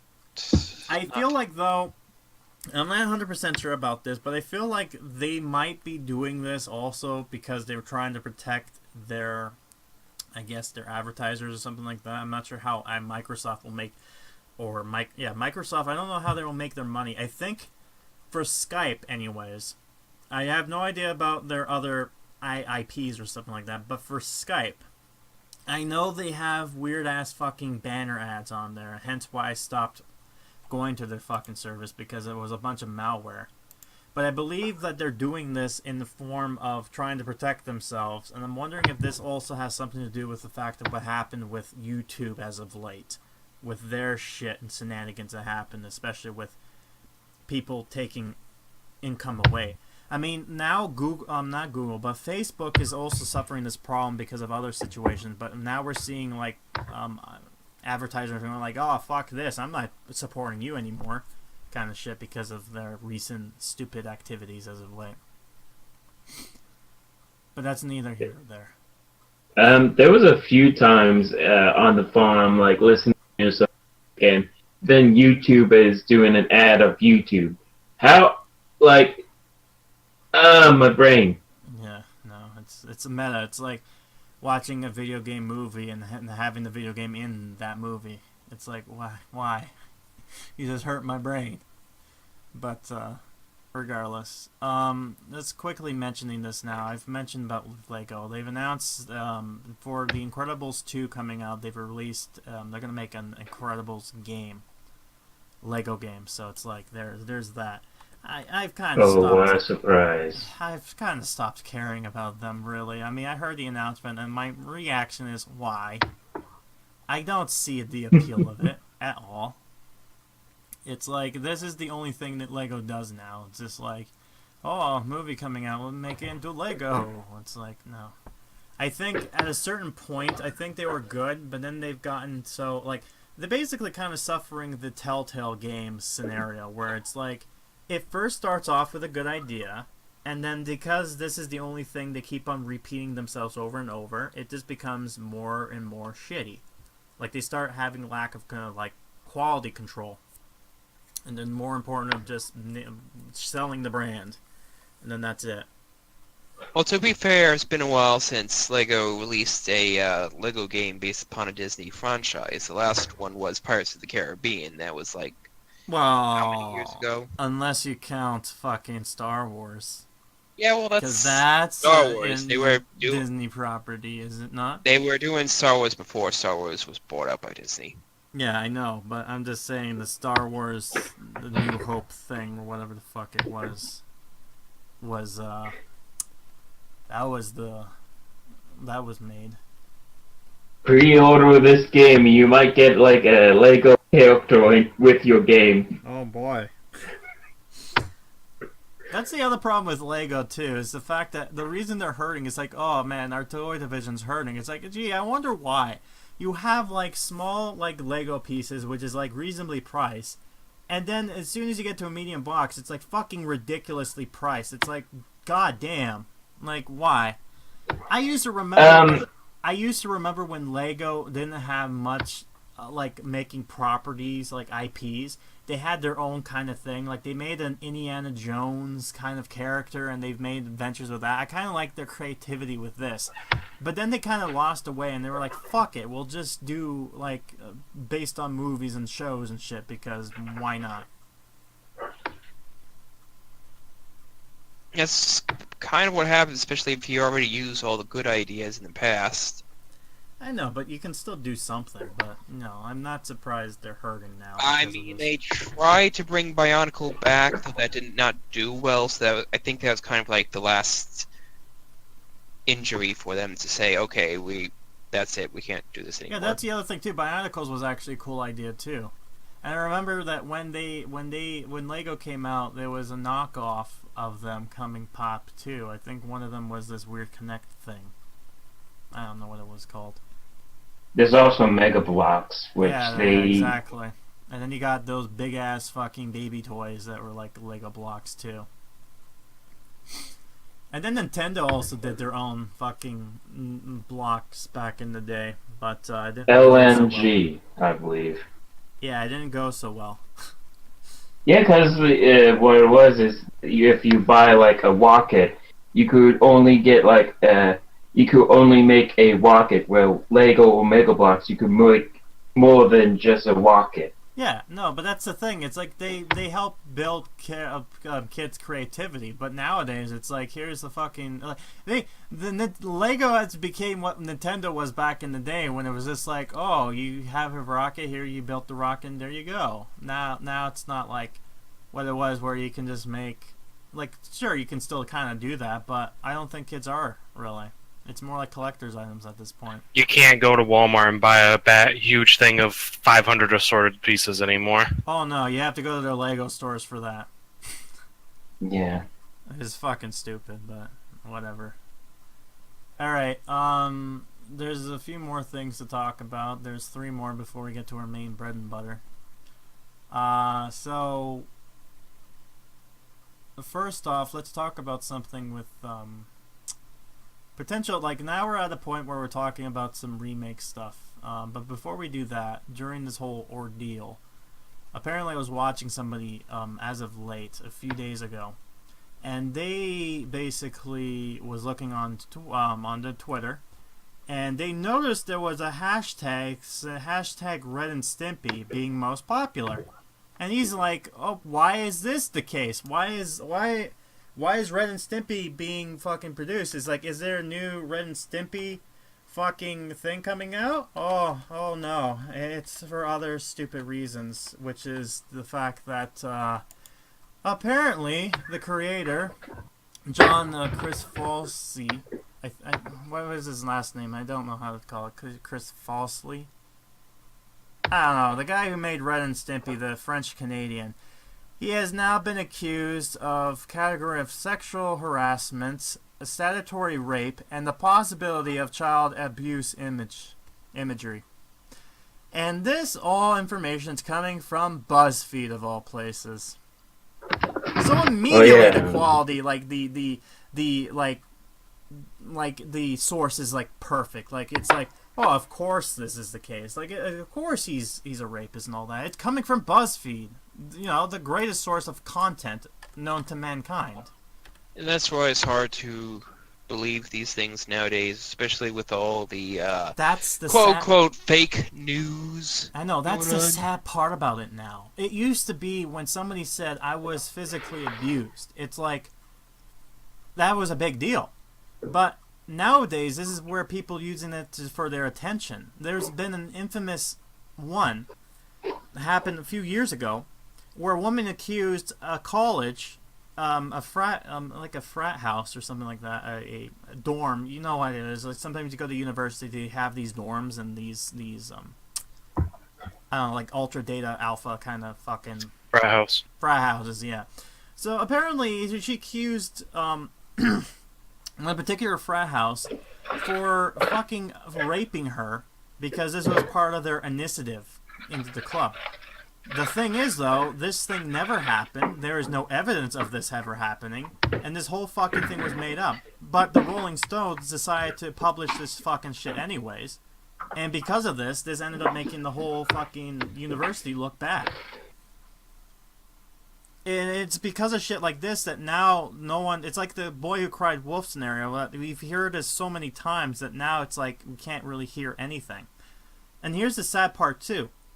Most of these cases, when it comes like, oh, so-and-so did this, but it happened like years and years ago. It's like, oh, tough shit.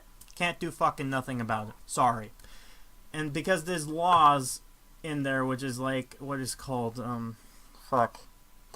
certain places, depending on where law has been broken, has a statutory length.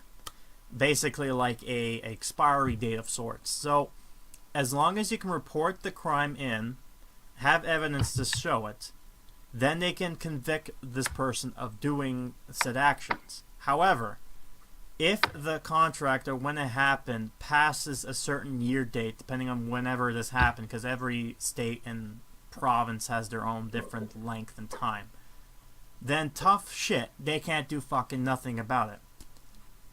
And that's probably one of the sad things about this too. There's been some cases where I've seen somebody on YouTube who's been talking, and apparently he was telling a story where he was physically abused when he was like 4 years old by a babysitter. And at the time, he had no idea what the fuck was going on. And because of this whole fucking ordeal happened to him when he was young, he ended up getting, like, you know, he now suffers with anxiety, he suffers with depression, and he suffers all these fucked up disorders. All because of this ordeal, because he was sexually assaulted when he was young and he had no idea what the fuck was going on. But it's not like growing up, he now knows what happened, but it's like he can't do fucking nothing about it because it's been so long since it's happened. There's no way to physically prove this is the case. But regardless of this, what I've been seeing now this year alone is that because of the Me Too movement that happened in October, we're now seeing what I think is a bunch of people ruining, like, basically poisoning the well, or, you know, one bad apple ruins the bunch. I think this is what's going on now, because I'm starting to see a lot of people, especially famous people, currently being under attack and basically just doing all these stuff where it's basically like always a woman, always saying this guy did this. And of course, because the media is like, oh, we always believe the female because in stereotypes. But you know, it's its own stupid thing. But I bet you anything, what will happen is that one of these things that's being claimed is going to end up fucking destroying the cause. Then it's actually going to help. And it's like this happens to any cause at all. This happened with Black Lives Matter. This happened with the 1% thing. And this happened to like a bunch of other stuff. They always start off with good intentions. And they've always have a good, clear motive, like what they wanted to accomplish. But then you get these small minority jackasses coming in, doing these stupid shit. And instead of the people correcting this and stopping this, they don't do fuck all. And it makes them look even worse. And I think Gamergate was almost the same situation where it started off with this intention, but now it's like cancerous naming. Like you can't say anything about it anymore because it's been so like destroyed from the one side. Despite the fact that it started off with like it was just one thing, but then everyone assumed it was because of something different, but it's neither here or there. But yeah, apparently he's being accused by this, and it's weird because normally like when stuff like this happens, it's weird to hear, especially since it's I'm not saying that these women are wrong or if this is actually being right, but if your only evidence is your statements, that doesn't look good on your part, especially since during this whole ordeal, they've actually went out and tried to reach people like Nickelodeon, Cartoon Network, like people he had worked previously to see if there was any kind of complaints when he was working there. And some of them actually went out and said that during the time that they had contracts with this person, there was no kind of like complaints that brought up to them at all. Because it's not like they have like this guy in the production anymore. So it's like they're not gonna lose anything. If that was the case, they would have blatantly said, "Okay, here you go." But it's like nothing like that. And apparently one of these women worked for him at one point. So it's like, if that's the case, then can't you have someone who worked with you during that time to that actually confirm that what you're saying is true? But most of the time, it's not going to be the case. Especially depending on how long ago this actually took place, because by the sounds of it, it might be back when he was popular during Red and Stimpy, but that's been so long ago. He's now, I think, if anything, I think he's now working as a freelance independent artist. He's only been like doing certain projects. Like I think the last I've seen something of his was when he collabed with The Simpsons and doing like a house gag. I think it was for Halloween skit. I also found out the guy has a Tumblr. Yeah, so I have no idea what. Well, of course he has a Tumblr. He's an artist, so you know, it's either for art. Tumblr is usually for just artists or the other people. What I found out is he's a big fan of Undertale. Yeah. Well, I have no idea. Like, okay, so it's like, it makes me feel like this is like really less truthful just because of what they're claiming. It's on BuzzFeed of all places. It's not like on a news station or anything like that. The thing is with this kind of thing is, even if it's true or not, if, say, I blame you, Like, you ran over my dog, you would have to prove you didn't run over the dog. here's And the thing. have, Like, sexual harassment, okay, sure, I can see maybe some sort of evidence of that could probably happen. Statutory rape, I highly doubt that's even possible, because even if that's a case, that could easily be, like, as it happened, they could have simply done something about it, or have evidence of such. And then the other thing they said is, like, child abusing images. Like, that is a big fucking claimant to say, that you're accusing this guy that not only did he sexually harassed you, he raped you, but he also has you're telling him that he's a fucking child, like a child molest or child predator. That's a big fucking statement.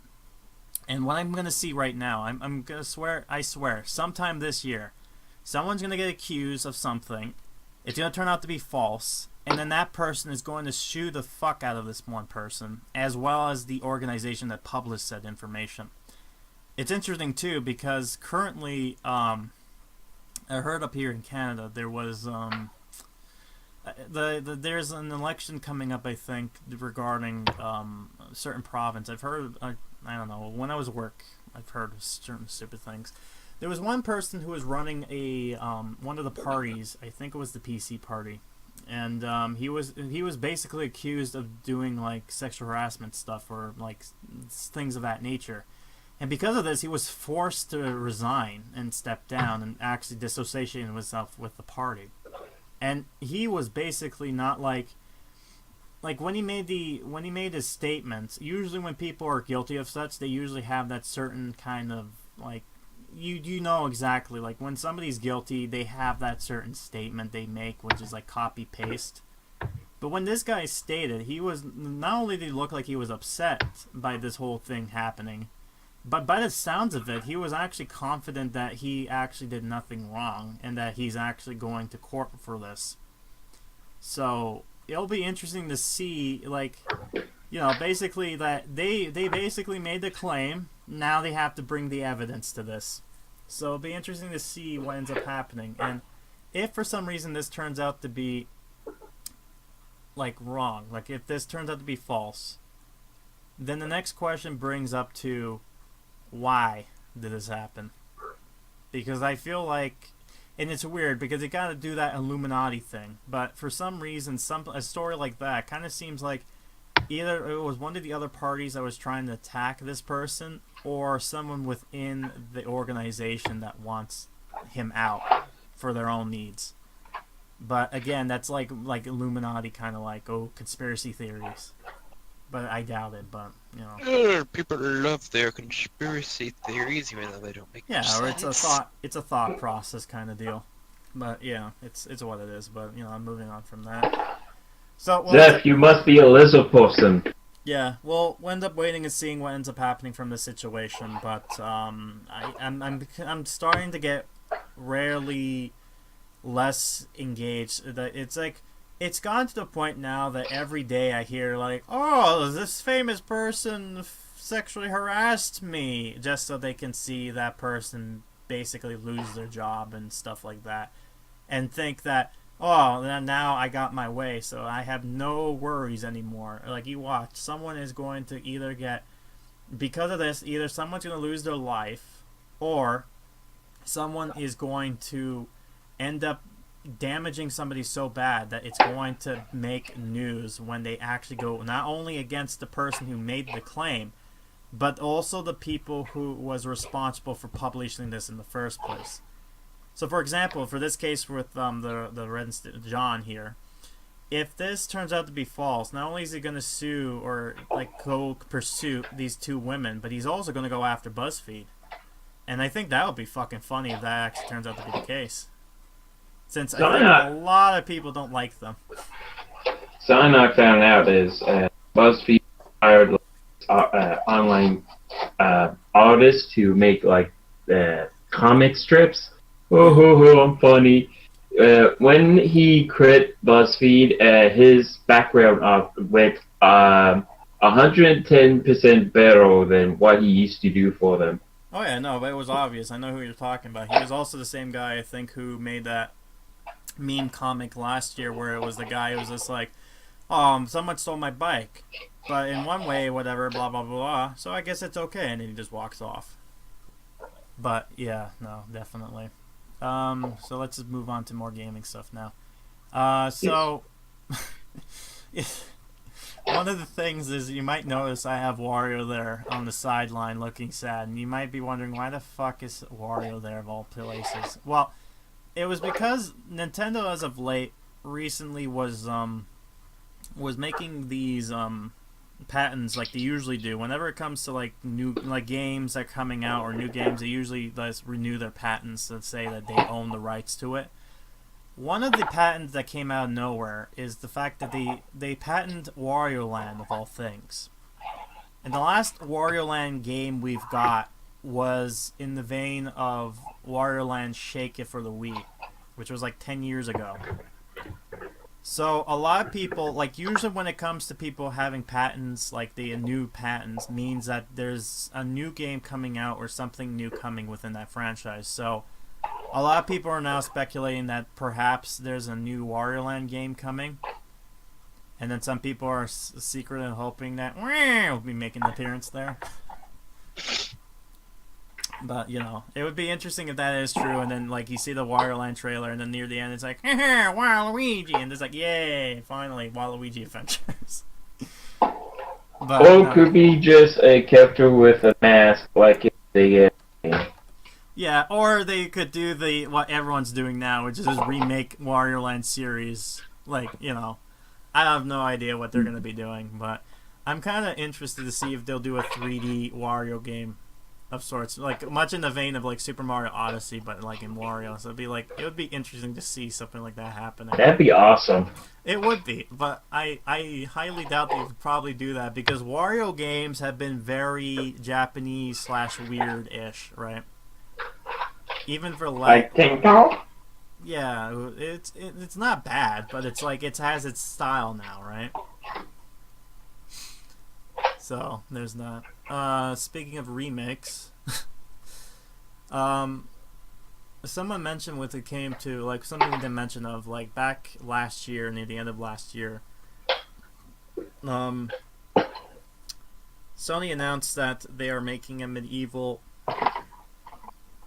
HD remaster, and something I wanted to bring up was that the HD remastered of this, someone was bringing up the fact that perhaps that they'll also not only do the first game, but it's probably the second game as well. And most of the time when, like what I said, whenever they do a remaster type of game or something like that, it's usually to test the waters or to announce another game within that series coming back. And Medieval is an interesting game because I've never really fully played it, but I've always seen it and I've always been interested in playing it. Because I think the last I ever played that game was like in a PS. I remember, I think it was like a Pizza Hut like game demo disc, and I think they played it through that way. But the other interesting thing that came out of nowhere was that Ubisoft might be announcing a Rayman trilogy of their own, HD. The reason that people think this is because someone's discovered that there is a Twitter account that was made this month that had, you know, the Rayman trilogy stuff and all that, but it's under a weird name. But they're doing this as a way, like they're hiding all this stuff. But if they looked at the address of where this is coming from, it has that at ubisoft.com, which, or, well, you know, the actual Ubisoft email address. So they're kind of thinking that this is possibly something that they could do, and I don't see them not doing it since, you know, they've seen how Crash did so well, so they're like, well, we got our own property, so maybe we should do something about that. Especially since the new game coming out soon, I think The Evil Within 2, the creator of that game, he mentioned that after the game he did want to make a Rayman 4. So like an actual Rayman 4 trilogy, like much like how the Rabbit game was supposed to be 4, but then it turned into its own weird minigame shit that no one liked.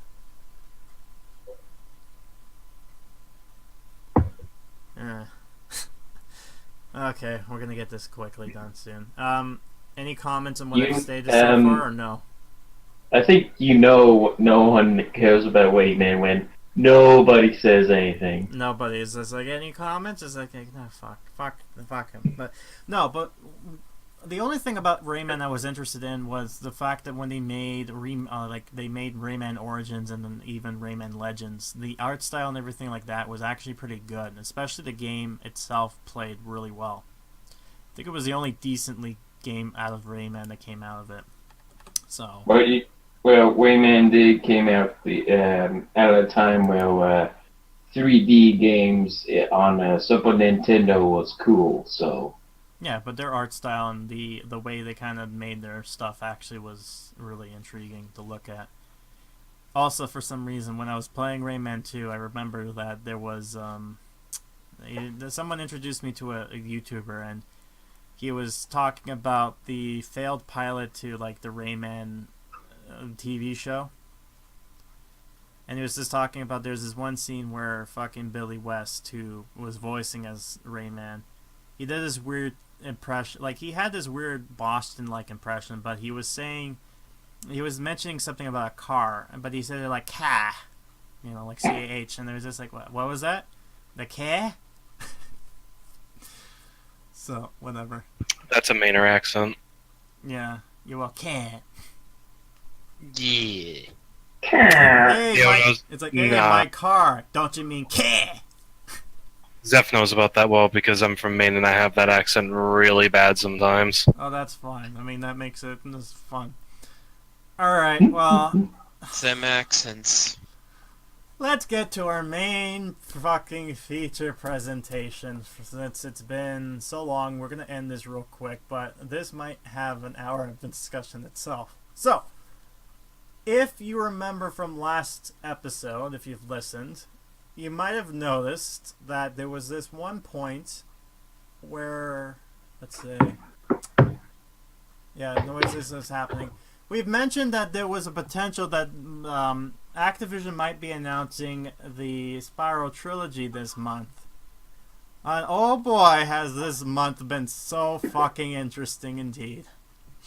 So, it first came out that the person who leaked that said information turned out he knew diddly shit, and he was lucky about the Call of Duty 4 leak. So either, and here's the weird thing, so either the fact that, and this is weird, this could be from people's being, like, having the grief process going, like, regretting this, or they might be, like, denying this, but some people have been commenting that perhaps this was originally going to be announced, but either due to technical difficulties or for some strange reason due to the fact that someone was leaking this stuff out, they decided to hold off the announcement until like later on, either at E3 or something else like that. And it's not like this game is not coming out, it's just when is it coming out? And the problem is, I feel like Activision is going to do the point where they're going to do basically, and I have a theory about this, but I guess before I talk about my theory and everything, let's just talk about the main kind of purpose of this whole ordeal. So, you might have listened to the beginning of this podcast and heard this guy talking of like, we have no announcement. Like, the announcement is that we have no announcement kind of deal, and hearing the trollolo in the background. I did that. I edited that whole shit like in there, but basically how this whole thing happened was that before this whole ordeal kind of came out, there was the Activision has their own kind of Twitch stream now, and when they were streaming, I think one Sunday ago, they were streaming, I think, Call of Duty Modern Warfare, showing the Shamrock, I think whatever the thing they were doing there, right? The guy who was playing there, I think his name is Kevin Kelly. I think that's his name. I feel bad for the guy, but I'm going to talk about this real quick. He basically at one point said something along the line of, and here's the other thing too about him. Kevin Kelly is, although he is part of, although he works for Activision, he is not like an Activision employee. He's more like a, When a person who's he was showing up, yeah. basically, by the sounds of it, he's like a contract worker who works for Activision kind of deal. So he's like bottom of the tier kind of people. He's not like a game developer or anything like that. He's just kind of there, I think. What was it? What did he say he was? I forgot. No, I think it was something along the line of like, I don't know, communications or something like that. But during one of the streams, he said something, and I quote, he said something along the line of, stay tuned at the end of the month. We have something very interesting we have a big announcement to announce, and it's not Call of Duty related. And then it's like an awkward pause, and it's just like, or is it? kind of deal. And immediately, a lot of people were fucking hyped up about this. And it wasn't just the Spyro people. It was also the COD people. Because there was also rumors that they're probably going to be a Modern Warfare 2 remastered being announced with this new Call of Duty game coming out. So, they had two sides of either this big announcement is either going to be the Spyro remastered trilogy because he said it had nothing to do with COD, or he's full of shit and it actually is going to be COD related and is going to be whatever, right? Basically, where people in the chat room basically constantly spamming Spyro. Yeah. Dirty remake. I'm gonna get to this and why this happened. Well, what happened just happened, and this was one of the most infamous. It's gonna be the most infamous stream I've seen, but I'm gonna talk about this, okay? So, I think it's right to say that probably no one gave a shit about the Activision stuff, but because they've said this statement, and because of this whole leak of like, oh, they're gonna announce something this month, they're like, okay, maybe this is when they're gonna announce it. Maybe this is where they're gonna announce it, kind of deal. And then at one point near this week, they're like, oh, we're going to have a live stream of Crash Bandicoot. And then immediately people are like, oh, they're going to announce it. Because for those who don't know, when Crash Insane Trilogy was released, someone discovered that there is an Easter egg within the game where back in the day when you played PlayStation games, there was a way that you can actually try out demos. And back when Crash was made and when Spyro was released, there was a cheat code. If you had the actual game, in the game, there was a manual. Inside the manual, it's like if you press the following things in the title screen, you get to play a Spyro game, or like basically a demo of it. So someone tried this out of shits and giggles, and it turns out something happened where there was this new like thing that popped up. There was nothing there, but something had to happen. So immediately people were like, okay, wait a minute. Like they did this code, and then it popped up. Nothing was there, but it basically kind of said that perhaps this is something like a hint, as that they're probably going to make a trilogies of sorts for Spyro. Because, Activision loves money, and why wouldn't they? They've heard people bitching about this and complaining that they want this. So it's like, it would be stupid for them not to do it. And hence why, like, this picture had to press F to pay respects with this, because it's going to get to the point. The spoiler alert, nothing was announced for the Spyro stuff. But the problem of this whole ordeal is that on Wednesday, they announced that something was being announced on Wednesday. Wednesday it happened, and Activision announced that we have DLC for Call of Duty 2, which was the planes and something else. And people were like, yeah, whatever. That's not the big announcement. That's small potatoes. No. Turns out that big announcement was that. It was the DLC and all that.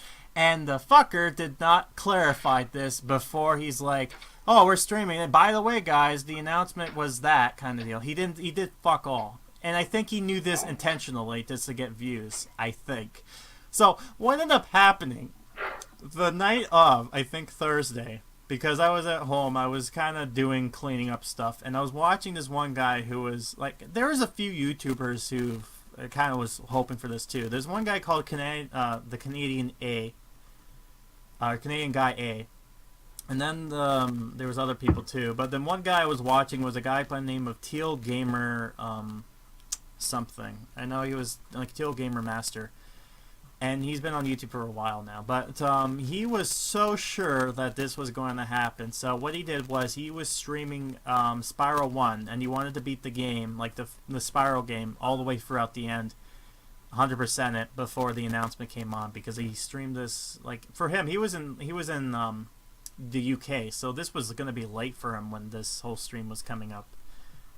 And when this was going on, he was at the Activision page, and he already saw that there was toxicity coming out with the thing where people were like Call of Duty's like, fuck Spyro, it's Call of Duty, and then the other people were like, no, fuck Call of Duty, it's Spyro, you idiots, and that whole toxicity. So I was just like, fuck that, I'm gonna watch this guy because it's at least more better and more, what you call it, like less cancerous, I would say. So anyways, this whole thing happened, and the guy's like, oh yeah, we're on, and oh, by the way, the announcement is that there is no announcement. And then I was watching other people's reaction to this, and he was like, wait, what? No, he's obviously fucking around, right? It's like, yeah, this is a ploy. This is not going to be the case. So they decided to stick around to watch because maybe this was going to be the case.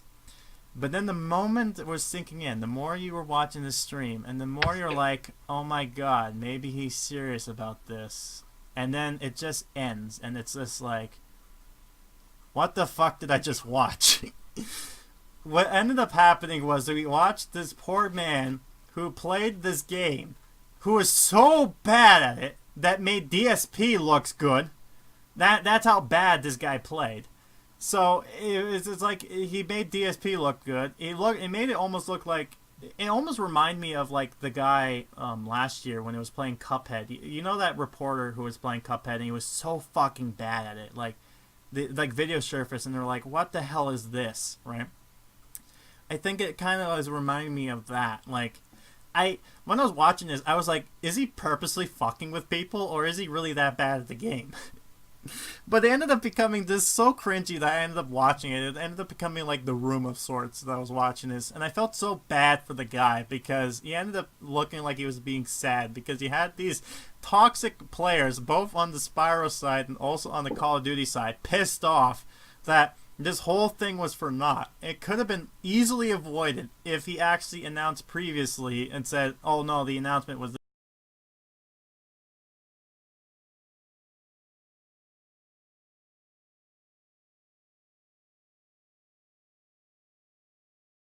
into this. There's one guy I was watching. He was watching this, and he was so disappointed. And he even released a video. He's just like, "Oh, I'm okay with this." It's like, "No, you're not. No, you're not. You are heartbroken. Like, you might be okay with this, but really, you're not happy about this. You were really hoping this was going to be the case, but nah, it wasn't."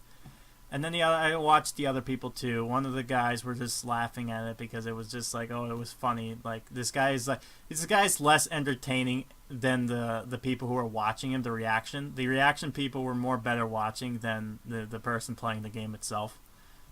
And Zeph was watching this too, so he can actually come in and tell like your response to this whole fucking ordeal. Because I'll tell you, when I was watching this, I was just like, I wanted to see the show, what ended up happening. Like, I kind of wanted the announcement to happen, but at the same time, I wasn't high hopes for it. I was just kind of like, let's see what happens here. And then when it ended, I fucking laughed my ass off because it's just like, oh, it's like he was fucking telling the truth. Yep. It was so badly played. The game is just, oh my god. Like, what did we just watch? But I felt so bad for the guy too. People who were basically constantly spamming chat, they had to rely on Twitter for questions. Oh yeah, no. But the other thing too is that that this guy played like the game. He didn't want to play the game. He was so bad at it. So he's like half the stream. He paused the game and then he was just looking at Twitter and talking about certain things. And he's like only talking about things that he can talk about, like at the point, there were some people there that was probably like trying to be nice to the guy, like trying to make his life less like a living hell. And it was sad too because near the end he's just like, I'm just gonna avoid Twitter for a while because I'm just gonna cry in my pillow. And it's just like, yeah, no shit. I feel bad for him though because I think what ended up happening was like I felt bad for him near the end of the day, but at the same time, I felt like he brought it upon himself as well. He knew. He must have known about this whole thing. But what was interesting too about this whole scenario was that he didn't say anything about Spyro, nor did he say anything about the Call of Duty Modern Warfare. Like, he talked about the Call of Duty information that was released, and talked about what was previously happening, which was, I think, the Shamrock update. But nothing was said or announced. And what was weird too was apparently when he was streaming Crash Insane Trilogy, they didn't bother changing the actual, like, on Twitch, there's an option where you can actually type in the game you're playing and it shows, like, the little thing. So basically it's like, say, I want to watch people play this certain game, you can see archives of this.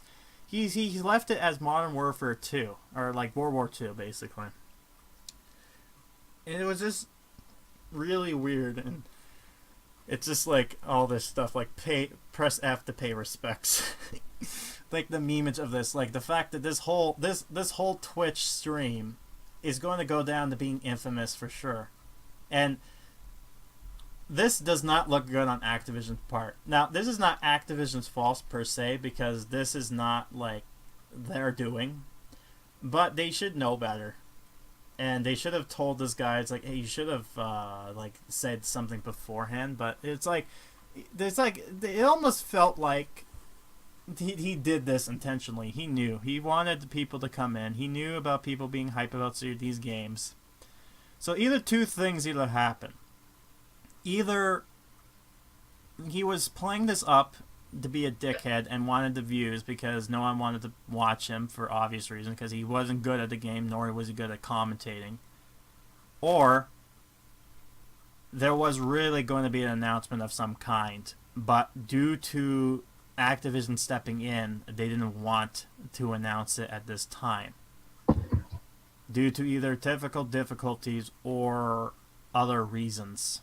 So now people are like, okay, I guess it's just E3 then. But even then, it's at a point, I feel bad for the people who want this Spyro trilogy to be a thing, because this has been going on for a while now. It's gone to the point where the hype is now gone. It's now just going to be, whenever they do release this game, it's going to be a more finally kind of moment versus the whole, oh yeah, oh, you know, kind of like that. Like when Crash came onto the scene when the Insane Trilogy was announced, that was like a whole ordeal where people got excited. When Spyro gets announced, whenever it gets announced, there's not going to be that level of excitement, because it's like, I think as of now, the cat's out of the bag. Certain companies, and this is the problem too, certain companies have made announcements before, they've made statements, and they've said certain things. So it's like, they know Activision is planning on doing something. But they can't either say, because they haven't confirmed it or confirmation yet. And I honestly feel like, and this is my theory on what's going to happen, and I hope this is not the case, because I feel like this is what's going to end up happening, and is going to end up backfiring at them badly. But what I think is going to happen is that at E3, when Sony's, press conference comes up, they're going to do the same fucking thing they did with Crash and announce the trilogy, if anything. And they might, and here's the other thing too. This year is like his 20th birthday. Like they are self-aware of this. So either they were doing this ahead of time and they're going to announce this game being released for September to make that kind of birthday date. I doubt that will be a case. If anything, I'm expecting them to say that it's coming out like a year later from the announcement. But I would be surprised if they do manage to get this game out for September. But I don't think that's the case, because if they do announce it at E3, that is such a short time to advertise your game for this. unlike, say, Crash when they kind of had a long period of time to do it. So it'd be interesting to see what they do with that. But here's the problem. I think Activision doesn't realize that this information, this announcement, this trailer type of thing, is going to get leaked, and I'm gonna predict this. Whenever Spiral Trilogy gets announced, it's going to end up being the same situation as what happened with Mario plus Rabbids Kingdom Battles, where it was an announcement that was so stupidly ridiculous, like it can't be fathomed to happen, right? And this would have been a big ass announcement when Ubisoft announced this back like in June, when they first said like, oh shit, Mario, like they're doing this game with Mario in it, right? It would be a big deal, but someone leaked all the fucking information of the artwork, the fact that they were going to show like when they were announced this and when they're going to promote it and when they were going to release it and all this other official shit. And then when it was announced, no one fucking cared because they already know. So it's like, surprise is ruined. It's like, I have no idea why companies feel like they have surprises anymore. Because I feel like as soon as some information comes out that's like vaguely like confirmed, it's like at that point you can't really just be surprised anymore. If anything, you can probably make it out to be something else popping in. Like, I feel like a good example of this was like when the Zelda game was coming out for the Switch. They were kind of showing something like they were giving false hope, like, oh, we probably won't get this game out because we are having problems or something like that, right? And then they made that announcement. They were like, the game's coming out this year. They're coming out the same day as the Switch coming out, right? Which was like their big announcement kind of deal. So it's like, I have no idea how Activision could probably save this. Or for that matter, how they're going to pay or like I've wondered, like, I guess this is a good example of what happens when hype culture gets too bad. Because then you get this shit from happening. And I had no idea that fucking Call of Duty people were watching too. But I feel like that's probably because they had like this whole fucking ordeal was so stupid because it's like he was playing a Crash game and then his title card game was saying that he was playing Modern Warfare like fucking Call of Duty World War II. So it's like you're fucking with both the COD fans as well as the Spyro fans. Like they knew. I felt like this was like an early troll April Fool's joke on their part. I'm going to be fucking surprised because tomorrow's April Fool's. I'll be fucking surprised if they manage to make an announcement trailer tomorrow. And it's going to be like, oh no, we're not joking. It'd be kind of like that Rick and Morty episode. But if they do that, then that would be like, here's the thing. If they manage to do that, like, they don't have to announce what the name of the game is. They don't have to announce, like, when it's coming out or what platform. All they have to do is just, like a logo, like a hidden thing, again, coming soon. That'll be it. If they did that tomorrow, then people would be less angry about what just happened, and they'd probably laugh it off as, like, a fucking stupid joke. Like, oh, it was an early April Fool's joke. I don't think that would be the case, though. I don't think Activision is that smart, but we shall see. If that does happen, I swear to God, if that does happen, I'll laugh. I'll fucking, you know what I'll do? Here's the thing. If this ends up becoming true, what I just stated with April Fools, I assure you not, I am going to upload my reaction to this announcement and me laughing. And that will be your gift. But I doubt that's going to happen. It'd be kind of funny if they put they're announcing Spyro in Call of Duty. Yeah, no. You know what I was going to think? I was joking with this with Jeff. I was like watching this and I'm just like, could you imagine them announcing it just like, we're announcing Skylanders is coming. And they're just like, the stupidest announcement. That I was hoping they would announce something retarded or anything, but no, nothing. I think at this point they pulled off all the stops with Skylanders. Yeah, I know. I think after the last Imaginator thing, I think they kind of ended the gravy train because Activision have been known for milking things to the hell until it stopped, and then they just move on to the next thing to start milking. I mean, what other gimmick can they do? I mean, they already have customizable, creatable characters. You wait, they're gonna bring it back. Like they're gonna do what do you call it? They're gonna bring nostalgia back with that game. They're gonna be like, oh, new, think back again, nostalgia, yay! You know, they're gonna do something like that. I doubt it though. But yeah. So there's that. Oh my god, this was I have to say this was the most fun looking at experiencing because I secretly kinda hoped that this was true, but at the same time, I'm not disappointed it didn't happen. Especially since after finding out the so-called leaker ended up coming out and saying like, oh yeah, I lied kind of deal. Which again, if you want to put your conspiracy hats on, maybe they purposely stopped releasing it to make him look like he wasn't true, and then they kind of threatened him and say like, if you say anything, we're gonna come after you, so you're gonna better like. Basically, it kind of reminded me like it could basically be kind of like the same thing of what happened with CNN coming after that one guy who made that tweeted about that one image about Donald Trump smacking down on the CNN logo. And then going like, if you do this, or else we're gonna leak all your information. So you gotta take your shit down in the pot, like blackmail them basically. So I'm wondering if like I can go insane about this and going like, well, maybe they blackmailed them. Maybe like that whole denial kind of fanboyism, but I doubt it.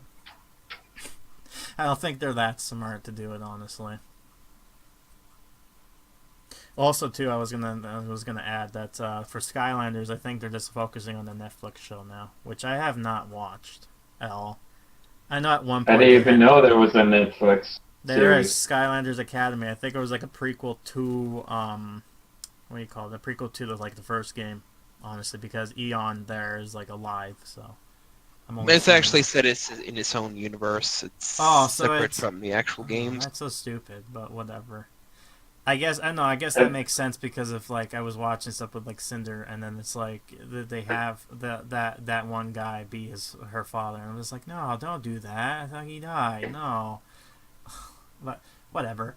It's stupid. It's its own universe thing. I guess that makes sense. So people weren't pissed off. It'd be like, oh look, Crash is here. Oi, dongly doo. I'm from Australia. Oh no. It kind of reminded me of that one infamous like Spyro 2 when he had that weird CDI animation of Crash and he was just like talking Australian, just like no. Extreme announcement. There is no announcement. Extreme lies. Yes, I lied. There is no announcement. So Extreme solo. yeah, no. I think that's about it. I don't know if anyone else wants to say any information-wise. Newsworthy, I don't think. I think I got most of everything. I think you have. Alright, well, I guess anything anyone wants to announce about what they're doing in the future? Nothing yet. It's just all me again, eh? In May, I might be trying to get a new computer, so sometime either in May or after May, I might be stream. So, for the new computer, are you making your own, or are you going to buy one of those pre-built ones?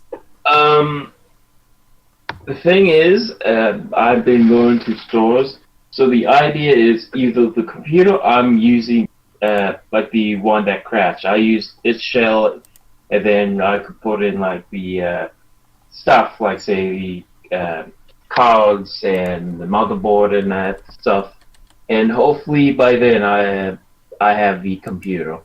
Yeah. If not, I mean, I'd be looking around. Yeah, okay. Alright, well, here it comes, the moment we've been waiting for, I guess the announcement of sorts. So, I think, I guess because now the podcast is over. Now, thank you for watching all that stuff. So let me just switch on to the next thing here.